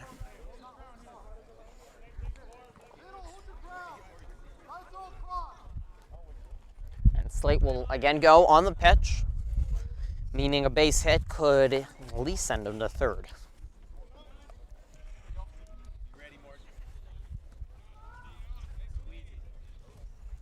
Eighth pitch of the at-bat. There goes Slate. Pitch is high, nowhere close. Douglas's walk, and with 2 out and nobody on, a base hit, infield base hit, and a clutch walk from Douglas leads it to 2 on, 2 out, and manager Summers for the Wildcats will come up and have a talk with Connor Koch, and the pressure on with the Trojans trying to get back into this ballgame, trailing by 3 runs. And I was talking about those track finals before. We will let you know all the results of those on Tuesday on the Daily Morning Show. And that will be our final show because finals are Wednesday, Thursday, and Friday. So if you're a student, once you're done watching this, get ready to study up for those and enjoy your 3-day weekend. And then graduation will be Saturday, and Trojan Live will be streaming that live. That starts at about 10 a.m., so we'll be on the air about then. If you were unable to make your seniors graduation, Trojan Live is here for you. And that's a week from today over at Ellison Field, which you can see past the left field fence. So here's Andrakin. 2 on, 2 out. The Trojans have gotten a little bit of momentum back here. First pitch inside.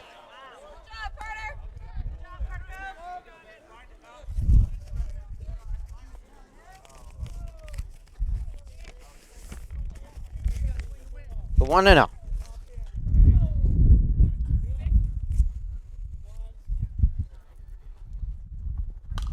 Foul back and out of play by Andrikin. Just missed that one. When you foul it straight back, you're just a little high or low, but your timing's right, and you adjust.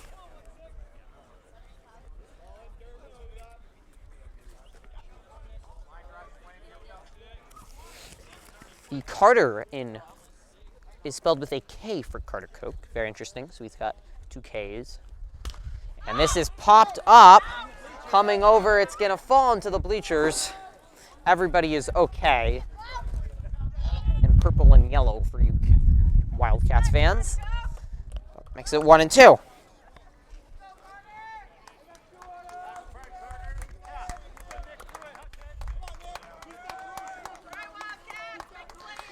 Andrikin, one of the many juniors, and he was on fire early in the season, helped the Trojans stay in it. In March and April, might have been the strongest hitter in the team. Helped them win that AL Rabinovitz tournament with a bunch of hits and their win against Ukiah. This is hammered over the second baseman's head and caught in left. And right, excuse me. Oh, that looked like it was hit hard enough, but the catch was made. He just got under that, and Ukiah gets out of a jam. They are just 6 outs away, but the Trojans' bats did get going, but they certainly need to not give the Wildcats any chance to score as we head to the 6th. The pressure, though, will be on for both teams, and as we mentioned earlier, that's something to watch. It got to the Trojans in the 4th inning, and that led to momentum in the 5th. Connor Richardson will head back out to the mound for at least one more inning, and we will see how he does. We do have a comment as Garrett Edwards says, just wanted to say thank you for streaming. My little brother is playing. So awesome of you. Thank you. Thank you so much for Garrett Edwards for tuning in. That would mean his brother would be, I believe, the catcher for Ukiah, Morgan Edwards, the senior, trying to keep his season alive for the Wildcats. He has had a strong game throwing out a runner. So thank you for everybody that's tuning in. We will continue to do this for viewers just like Garrett, because it is important to get everybody in both communities to tune in and watch these big games. And we will continue to do it next year for football, and then for both boys and girls basketball, and then of course for baseball and softball. And then we'll continue to be on the road for next year, and hopefully we're going to have even more people working for Trojan Live to help go to more games and cover more games, because it's all about getting the Petaluma community and any other community like Ukiah more aware. We've had people tune in, family members tune in from all over the country that otherwise would never have a chance to watch the game. So that really always warms my heart. Swing and a miss from Coke, who was halfway through the swing and realized he didn't want to swing, but it was too late. So 0-1. And don't forget, after the game, to stay tuned. We'll have interviews with players and Coach Shelvatella. Trojans hoping this is not their last game. That is way outside. Good stop by Andrikin. Not that it mattered. 1-1 from Richardson.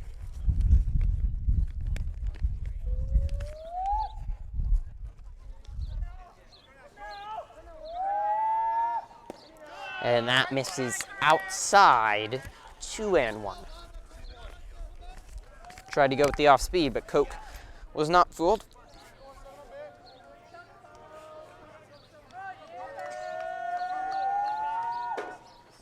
Swing and a miss. 2-2. Coke ahead of that one.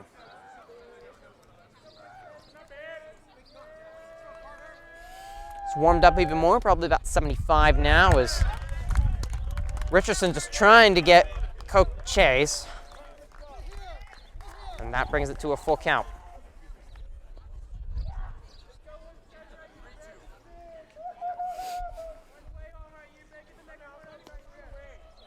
Payoff pitch coming. And that is inside. No, not inside. Well, it was a good effort from Koch.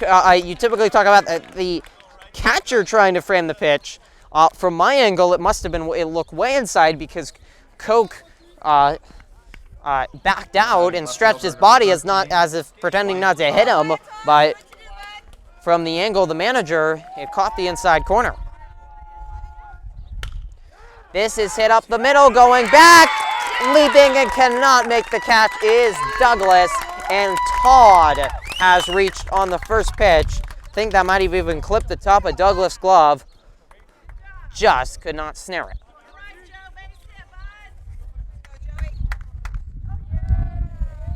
Now batting shortstop number 7, Joe Brazil. So here is Joe Brazil, who came around to score in the 5th inning in that 3-run inning right now. That is key, and he is getting a long conversation with the third base coach for the Wildcats.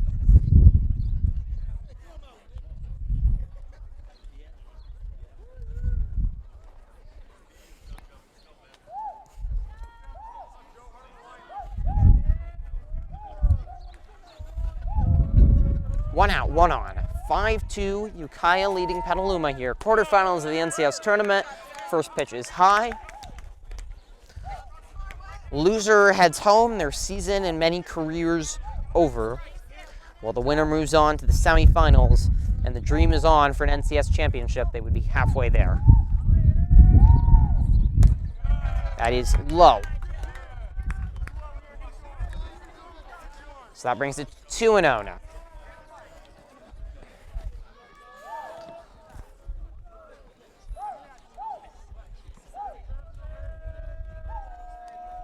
Richardson gives the runner a look and throws back easily in time.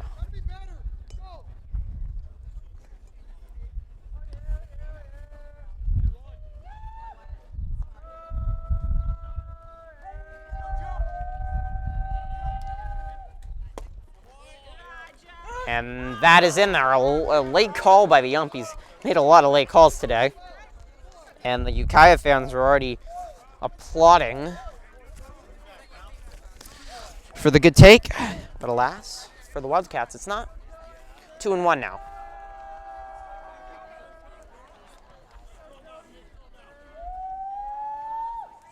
Swing and a miss by Brazil. That was a great pitch from Richardson. Diving down low. Lots of movement. A good stop from Andrikin. And Draken had problems with that name all season long.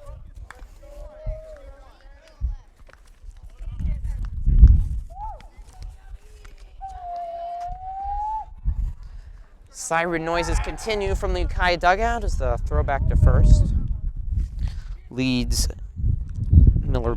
Todd back in time.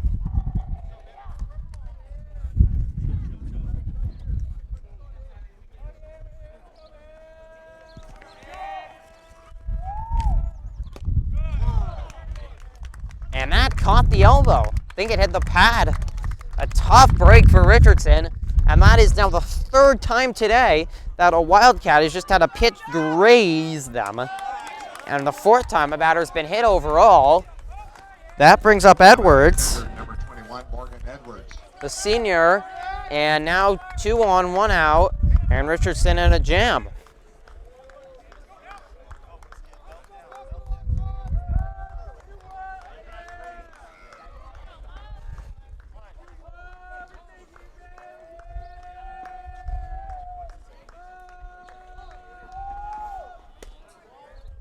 First pitch in there for strike.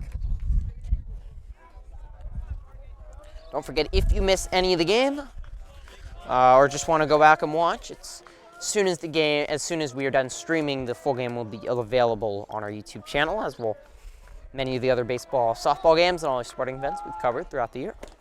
And Edwards goes around there. They'll check. The ump at second, and he agrees, making it 0-2 to Edwards. Richardson just need to get 1 pitch at a time. Got to jam. The Trojans cannot afford to allow more runs. They can hit, and they've hit late before, but Not sure they can count it more than 3. It's a long run for Marzo, and it heads out of play.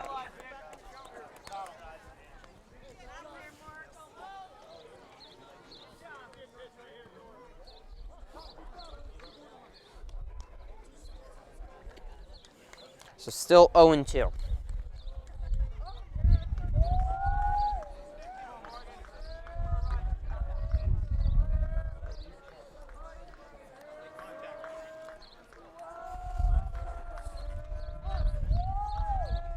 Off speed is hammered, but popped up. Catch is made by Douglas at short, 2 down. Edwards missed that. He was just a little bit early on the off speed, and he got under it, and it was a routine play for Douglas. It was hit way into the air, though. Now batting first baseman number 25, Duncan Kindop. So that will bring Duncan Kindop, the freshman, to the plate. He also came around to score in that 5th inning. 2 down, 2-1.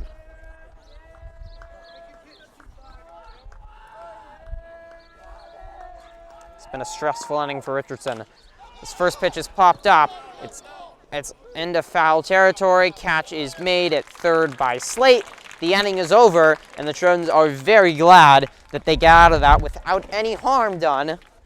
And after a promising 5th where they got a walk, a hit, and had even a hard hit ball to retire the side, they will face a starting to get tired Connor Koch, and they have 6 outs to piece together a few runs, and they have, at least against Annalee, they did not complete the comebacks, but they made them very interesting. They were trailing by 5 and 6 runs respectively heading into the 7th against Annalee the last 2 times they faced them, and both times they got tying runs to the plate there. Neither time able to finish it, but they do know how to make a comeback, and they certainly have plenty of time to do that, and they will at least get the heart of the order with Douglas, Marzo, Slate one more time. And right now, Connor Koch has not been amazing, but he's right now been good enough. The key innings are the 4th and the 5th. Ukiah got the one play really with just 1 runner on at second.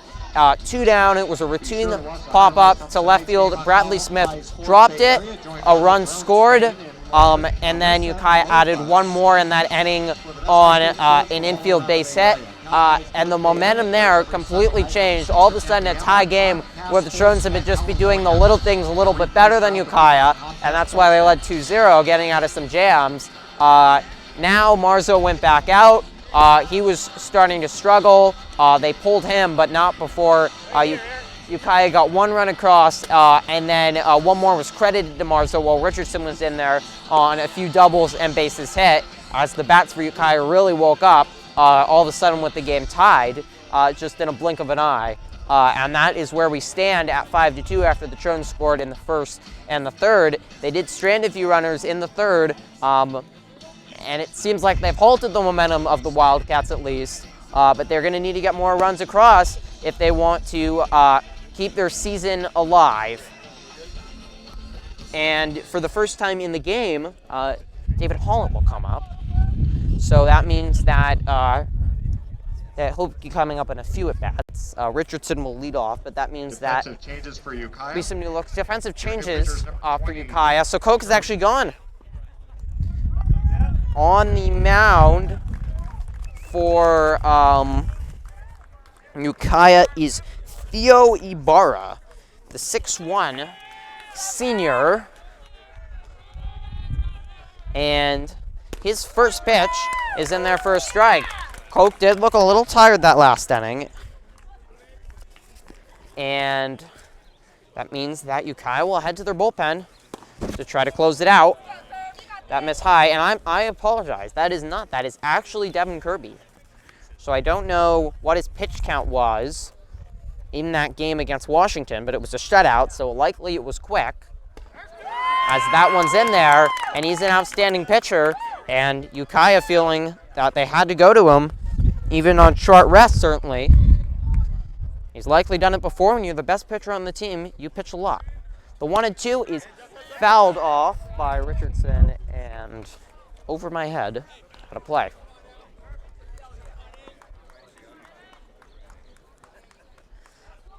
So 1-2 to Connor Richardson. Pitcher against pitcher now.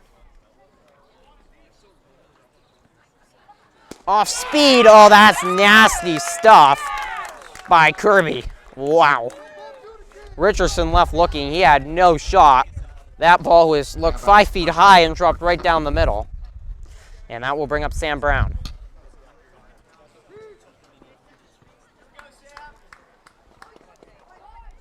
PA system breaking down. Frustration mounting for the Trojans. And they're going to have to get some runs across against one of the best pitchers in all the North Bay. If Ukiah really counts as the North Bay, but they do play in the North Bay League as that's in their first strike.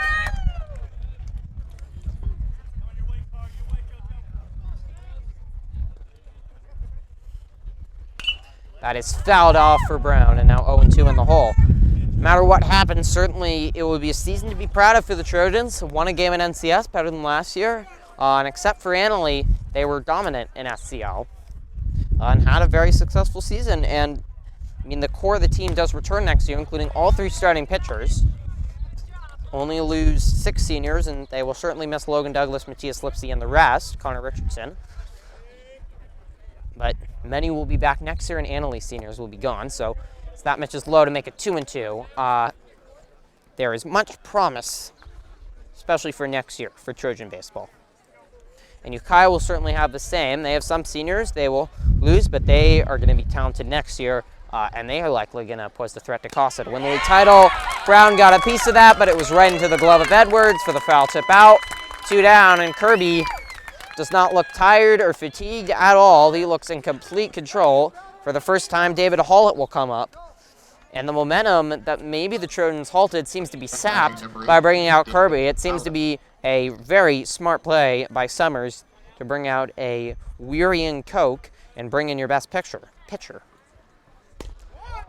Hollett takes a strike 1. Junior inserted at second after the changes in the infield with Richardson entering. This is chopped softly to third. Hollett speedy, but not speedy enough. That was easy. 1, 2, 3 for Kirby. Ukiah just 3 outs away from closing it out, and the Trojan fans starting to get nervous because Kirby looks very strong so far, and the Trojans are going to they're going to have to get a few hits to even get it back to their top of the order at the moment as they trail 5-2, and Don't Stop Believing blaring from the speakers as the Trojans trying to hold on to their season that right now really in one inning, one play really changed this game, and it might just decide it after the Trojans were most definitely the better team for the first 3 innings. That one play with 2 down that would have ended the 4th, and things would have kept on going on like they had with Danny Marzo getting out of jams, the Trojans playing smart baseball and getting a few runs across. But instead, Ukiah puts up 2 there, uses that momentum, gets 3 more, chases Danny Marzo, and the pitching only got better from there on as Ukiah felt more comfortable. Now best pitcher Kirby in, he's likely going to try to get the save, and the Trojans are going to have to get some hits and hope that he gets a little bit fatigued because he was the starting pitcher, an outstanding one against Washington on Wednesday night up in Ukiah in their first round victory. We've got 5 viewers. We've got a bunch of viewers today, so thank you so much for tuning in. And thank you to everybody that is tuned in all season long. Football broadcasts were wonderful with everybody that came out to those. We had so many people helping out with those. Those were more than just football games. We had so many people out there. And the basketball games were wonderful. Got to do so many of those. Those were fun. The fans, and we got more viewers for that than we've gotten for anything else. We would get over 100 viewers per game for some of those top boys basketball games, including getting on the road to stream the SCL Tournament Championship game against Annalee, as that's in their first strike, and almost all the home games for both boys and girls. And Matthew Colombo was out at those helping so much, along with Cooper Woods, Laura Sandoval, a few others, and then of course everybody that was helping with the football broadcast. It was a true pleasure. That one is inside. 1-1. And of course, we have to thank Mr. Knox, who really started this TV journalism class in its first year at Petaluma High, but has revitalized how students get their news now. This is hammered up the middle, a base hit, and that is Keegan Beebe, a senior. Does not want to go home, wants to come likely back here to face Koss on Tuesday or Wednesday. And Richardson's going to have to work with some problems as he's got the heart of the order here with Aiden Vanucci, who's had a very strong game.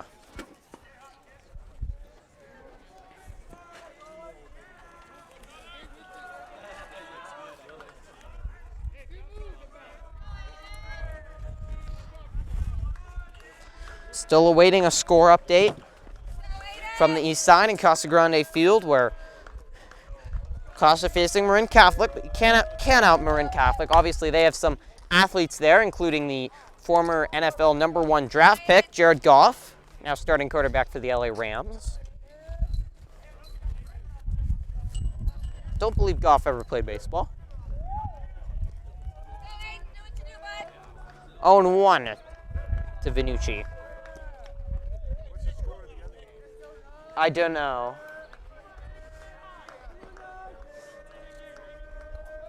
One on, nobody out. Richardson gives the runner a look and throws back to Beebe. Back safely.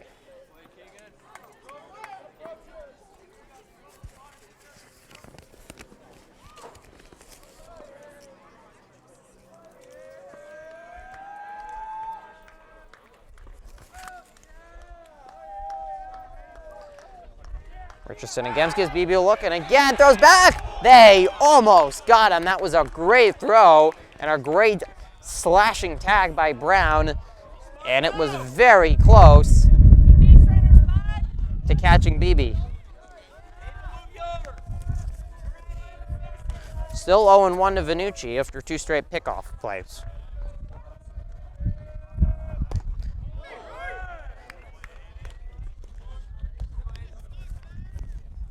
That misses, 1-1.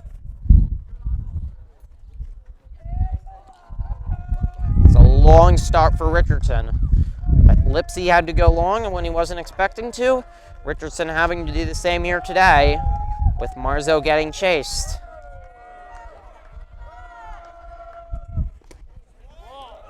That misses. 2-1. And there is some action in the Trojan pen, and now they are headed back to the dugout. Be able to see them walking in case Richardson cannot continue. That just missed low. 3-1.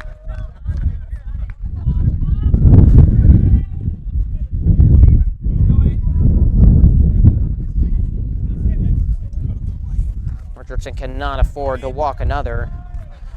Trojans, no Kirby is coming up to pitch next. They want to have as good a chance as possible to keep that their season alive.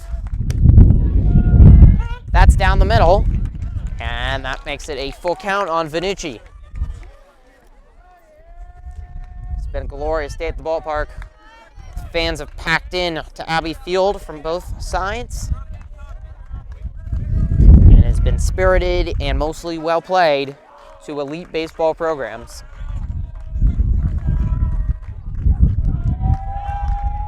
Beautiful day. Throw back, and if the throw had been farther to the right, Brown would have easily gotten Beebe. Beebe sort of hesitated on his jump back, but the throw was to the right side of Brown, and he had to bring the glove across his body. And by the time he tagged Beebe, Beebe was just able to make it back in time. Good pickup throws, though, by Richardson, primarily. Beebe will go on the 2-2, which ends the double play chance. Douglas takes it. That's a tough play, but a good play by Logan Douglas, who's a reliable fielder.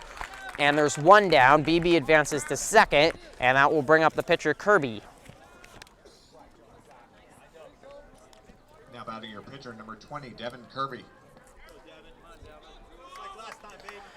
It has been a strong game for Kirby. It's 2 base hits today.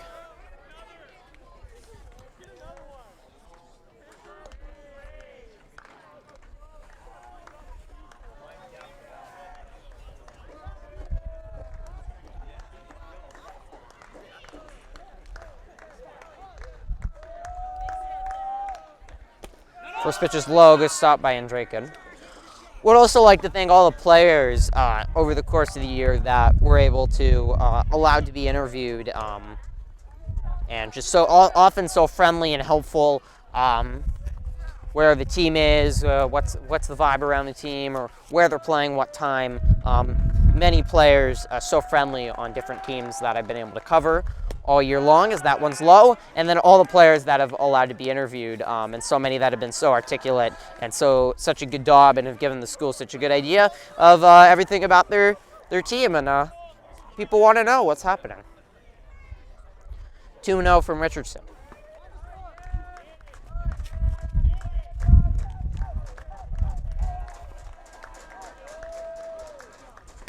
This is hammered. Richardson can get it up the middle, a base hit. Here comes BB. He'll score easily without a throw. Kirby stays at first. He has another RBI, and Ukiah extends the lead to make it 6-2.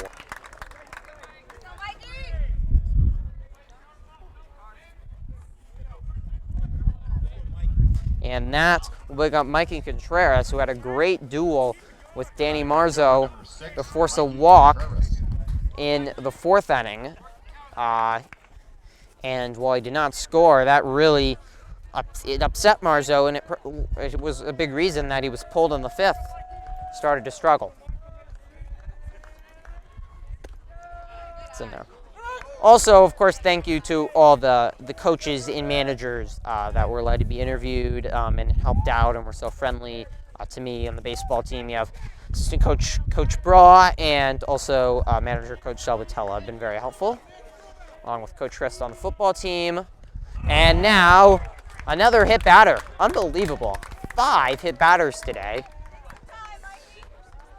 And that one was easily hit by Contreras. And now 2 on 1 out, and Coach Salvatella is going to come up and talk with Richardson. The Trojans trying to not let this one get away from them.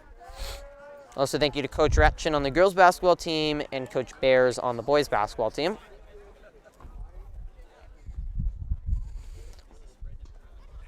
While the Trojans will talk it over, trying to keep their season alive, and it has just gotten away from them a little bit here, and these teams have been pretty clearly even, but it was mistakes of momentum, and that is it for Richardson, as it was a long outing for him. He's not used to pitching long, and to try to stop the damage for the Trojans will be Matthias Lipsy, who is going to come on, even though I don't know how his arm can feel after he pitched the longest outing of his season by far in the game against San Lorenzo on Tuesday. But at this point for the Trojans, you just have to stop the damage to give you a chance.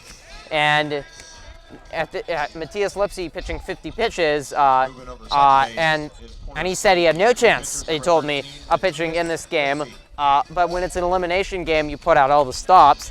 And at this point, they had no choice but to bring out their best relief pitcher to try to chance. And if he can be effective, he will not be out long. While behind me, the Ukiah fans are cheering on Devin Kirby as he talks to his managers, the Ukiah fans in dugout.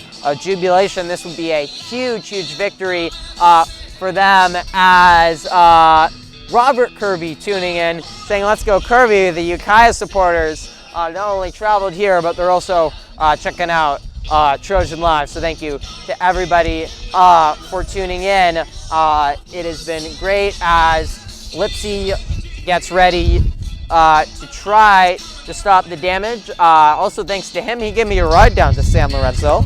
Wonderful driver and a very nice young man who will be headed to a junior college down in San Diego to pitch next year.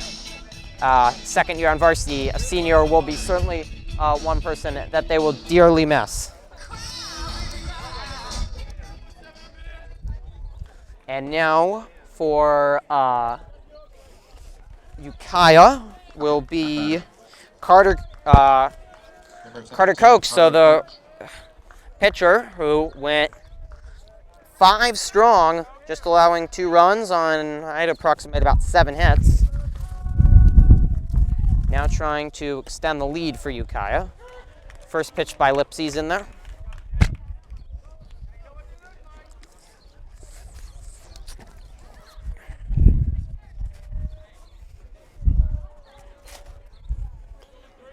The 0-1. Off speed is hammered right to short, and it's an easy double play. End of the inning, so that is exactly what the Trojans wanted. Lipsy only has 3 pitches as it was off speed, but Koch didn't get much on it, and that resulted in an easy double play with the runner at second, leading off far. So Richardson allows 1, no more damage done, but the Trojans are going to have to get 4 runs off Kirby. It's a tall task, but as we mentioned against Danley, they trailed by 5 and 6 there and got tying runs to the plate. So it's certainly not over till it's over, and the nerves will be on. It will be one of the biggest moments of Ukiah's career. I don't know when's the last time they've been to the NCS semifinals. If one of our Wildcat fans wants to tell us, that would be great. But I assume even though Ukiah is a baseball powerhouse, it might have been some time. Awarded the 5 seed here, the Trojans awarded the 4 seed, and these teams split the season series, with both those games being 1-run and 2-run games, both very close, in pitcher duels. This game's been a little bit different, but it's a few mistakes by the Trojans that really cost them and changed the momentum. And the Trojan bats have gone pretty silent since early in the game, which has been a habit of late. We saw it in San Lorenzo and a lot of other games where it's just gotten close at the end because their bats have gone quiet. So they have 3 outs left to try to save their season and keep it alive. It will start with Kempton Brandes. Leading off bottom half of the 7th inning for the Trojans. Meanwhile, Devin Kirby trying to get what would probably be the biggest moment of his athletic career. The senior has had a fabulous career as pitcher for the Wildcats. First pitch in there for a strike, trying to send Ukiah to the semifinals. We will give one more check to see if that Casa game has gone final on the east side against Marin Catholic. And this is popped up into right, barely having to move and making the catch is the Wildcat outfielder. Still do not have a Casa Grande score, Hitter number 27, Devin but that will certainly be up soon if you're curious. So Gottschall, and then the Trojans get back to the top of the order. Badly needing some hits, pops up the first pitch. Chasing over is the first baseman, making the catch. There's 2 down, and the cheers add and increase their noise. On the Ukiah side, 1 down. Danny Marzo has had another wonderful day trying to keep the Trojan season alive. Don't forget to stay tuned. Interviews are coming up next.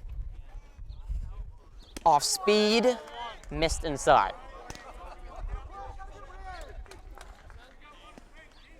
1-0. Another off speed, this one trickles away. 2-0.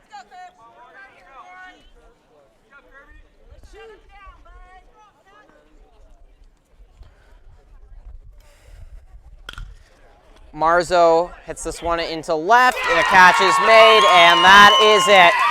The Ukiah Wildcats have advanced to the semifinals of the NCS tournament. High fives for them, and big disappointment for the Trojans as they played wonderful for the first 3 innings, but it was that 4th inning and a few plays there that they would want to redo over again. that caused the end of this one in two very even teams. They played a good ball game today, but Ukiah took the momentum in the fourth, and that gave them the victory. A successful season for the Trojans. Don't forget to stay tuned for interviews coming up next. Oh, thank you. And the Trojans will talk about first season under Coach Shelvatella. Again, so much to be proud of by them. Disappointment will be certain, but they will be. There are a lot of things to remember and be proud of. Thank you so much for tuning in. For everybody, the viewer, truly you are the biggest one to thank because you are what makes this possible. And the team will head over and talk, and we will have a conversation with Coach Shelvatella about the season, and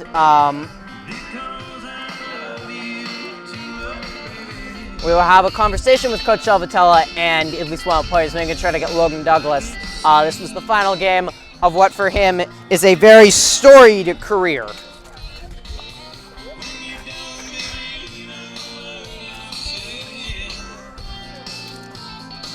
And meanwhile for Ukiah, they will move on. Will they face Casa or Marin Catholic? We will see. If they face Marin Catholic, they'll be at home. If it is Casa, they'll be right back down here to Petaluma, bringing their fans, and you would assume Kirby would be on the mound. And a chance, you certainly think, for him to do big things.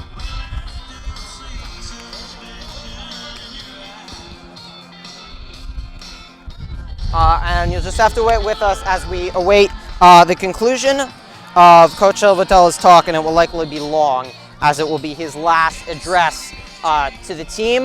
But thank you for staying with us, and feel free to like this. Check out all of our other videos on the channel.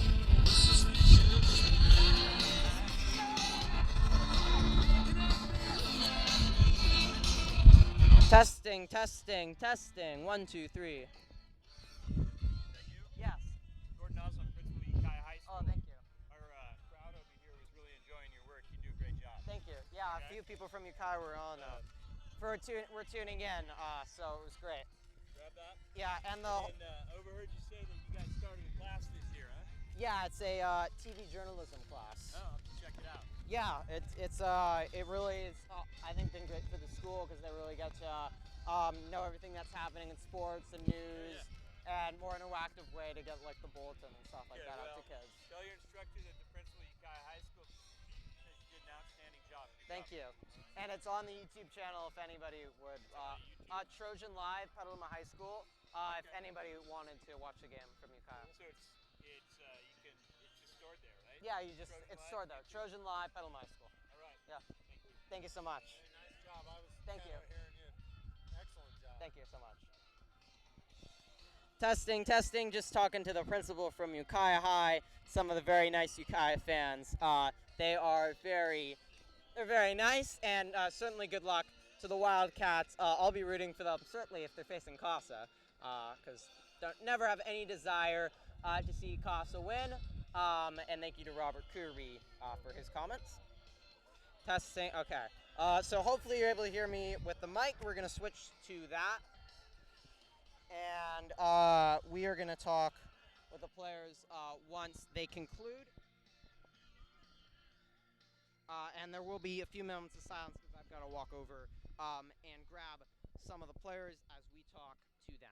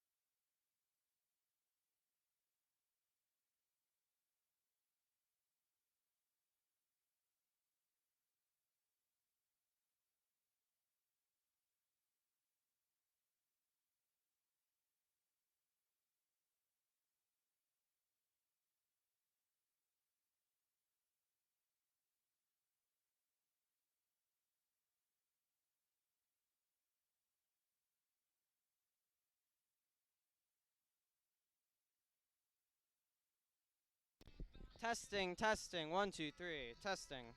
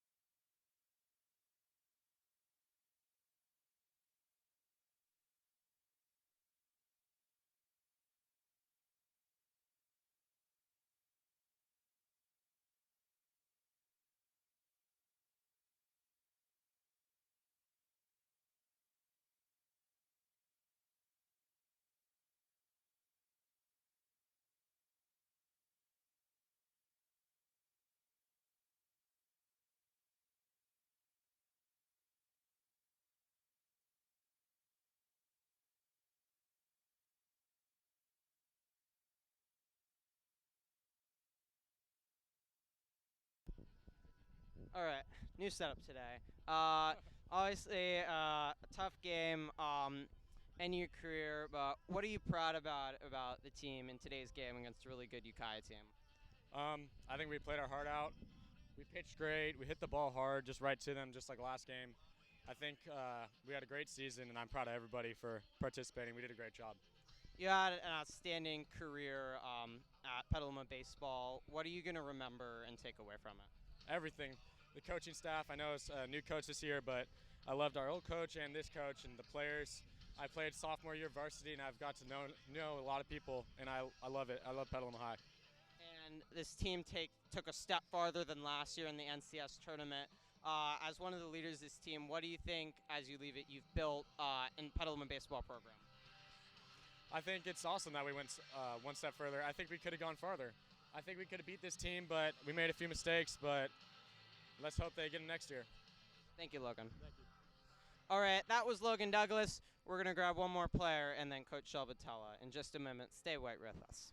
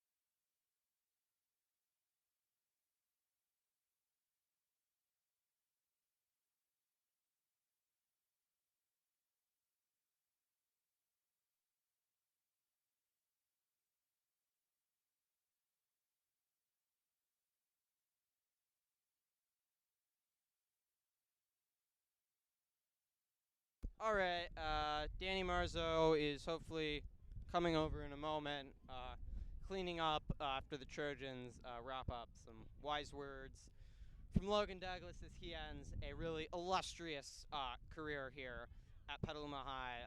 Much to be very proud of for him. Danny Marzo Jr., so he'll be back next year. And as Logan Douglas said, just left a few things on the field today that might have led them to go a little farther and could have set up a dream matchup with Casa. Instead, it doesn't. Instead, Ukiah will be there. The Trojans will have another chance next year and a first-year coach for Coach Shelvatala. Danny.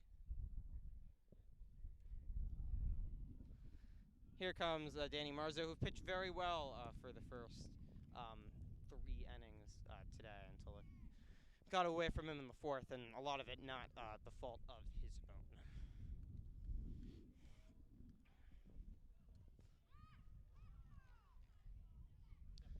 Danny, very strong pitching by you for those first 3 innings and really into the fourth.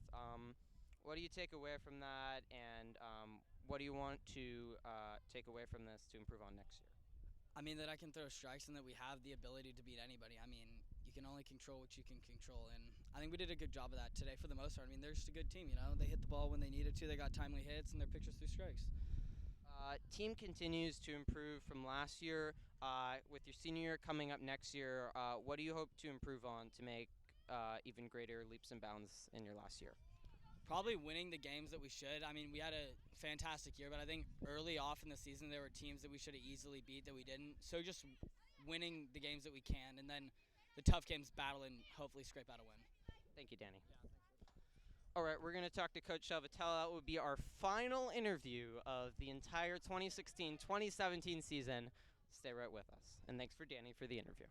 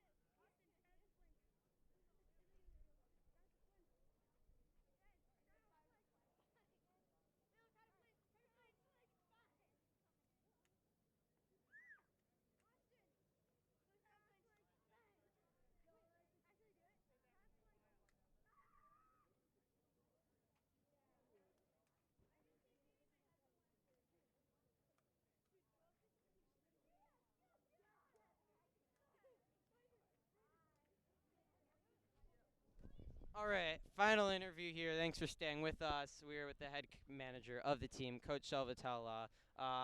Team has played Ukiah 3 times, a tight one here. What was the difference in the game today?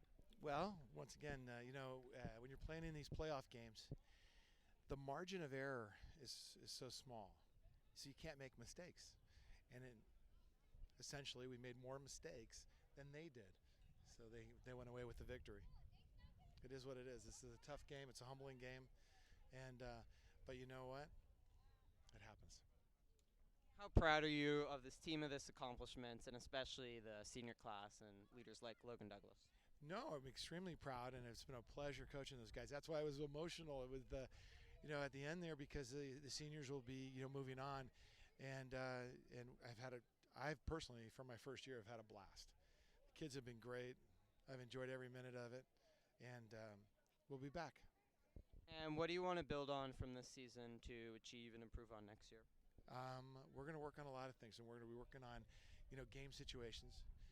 We're going to work on how valuable it is to get that extra 90 feet, whether it's the ball in the dirt or whether it's making the double play or whether it's getting the walk or preventing a walk. All those little things add up, and like I said, when you get this close to the end, I mean, we were only a couple of wins away from the NCS, and we're close, but not close enough. We want to be closer, so next year we'll be working really hard. Thank you so much, Coach Shelvatala, all year long. It's been a pleasure. You too. Take care. You too. That is Coach Shelvatala. We will see him next year. He's been so great with all his interviews and all of his help all season long. Thank you so much for tuning in, and thank you so much for everybody for tuning into the all live streams all season long. As I thank, so many people to thank, not enough time to do it. But it's been so much of a blast coming out and doing the live streams. Biggest thanks again to Matthew Columba for coming out to help. Not always when he wanted to, but he was so helpful, so amazing. He knew everything. And I can't wait to do even more, bigger, and better live streams next year. And congratulations to the baseball team, a very strong season. They fall in the quarterfinals, but much to be proud of, and they will be very good next year. And congratulations to many of our senior athletes as they finish their career, waving at some young fans. Tune in on Tuesday. That will be our final stream of the year. I hope I don't get sprayed with water guns. I'm Griffin Epstein. Thank you so much for tuning in. The Trojans fall 6-3 in the NCS quarterfinals to end their season. Much to be proud of. Thanks for tuning in. So long, everybody.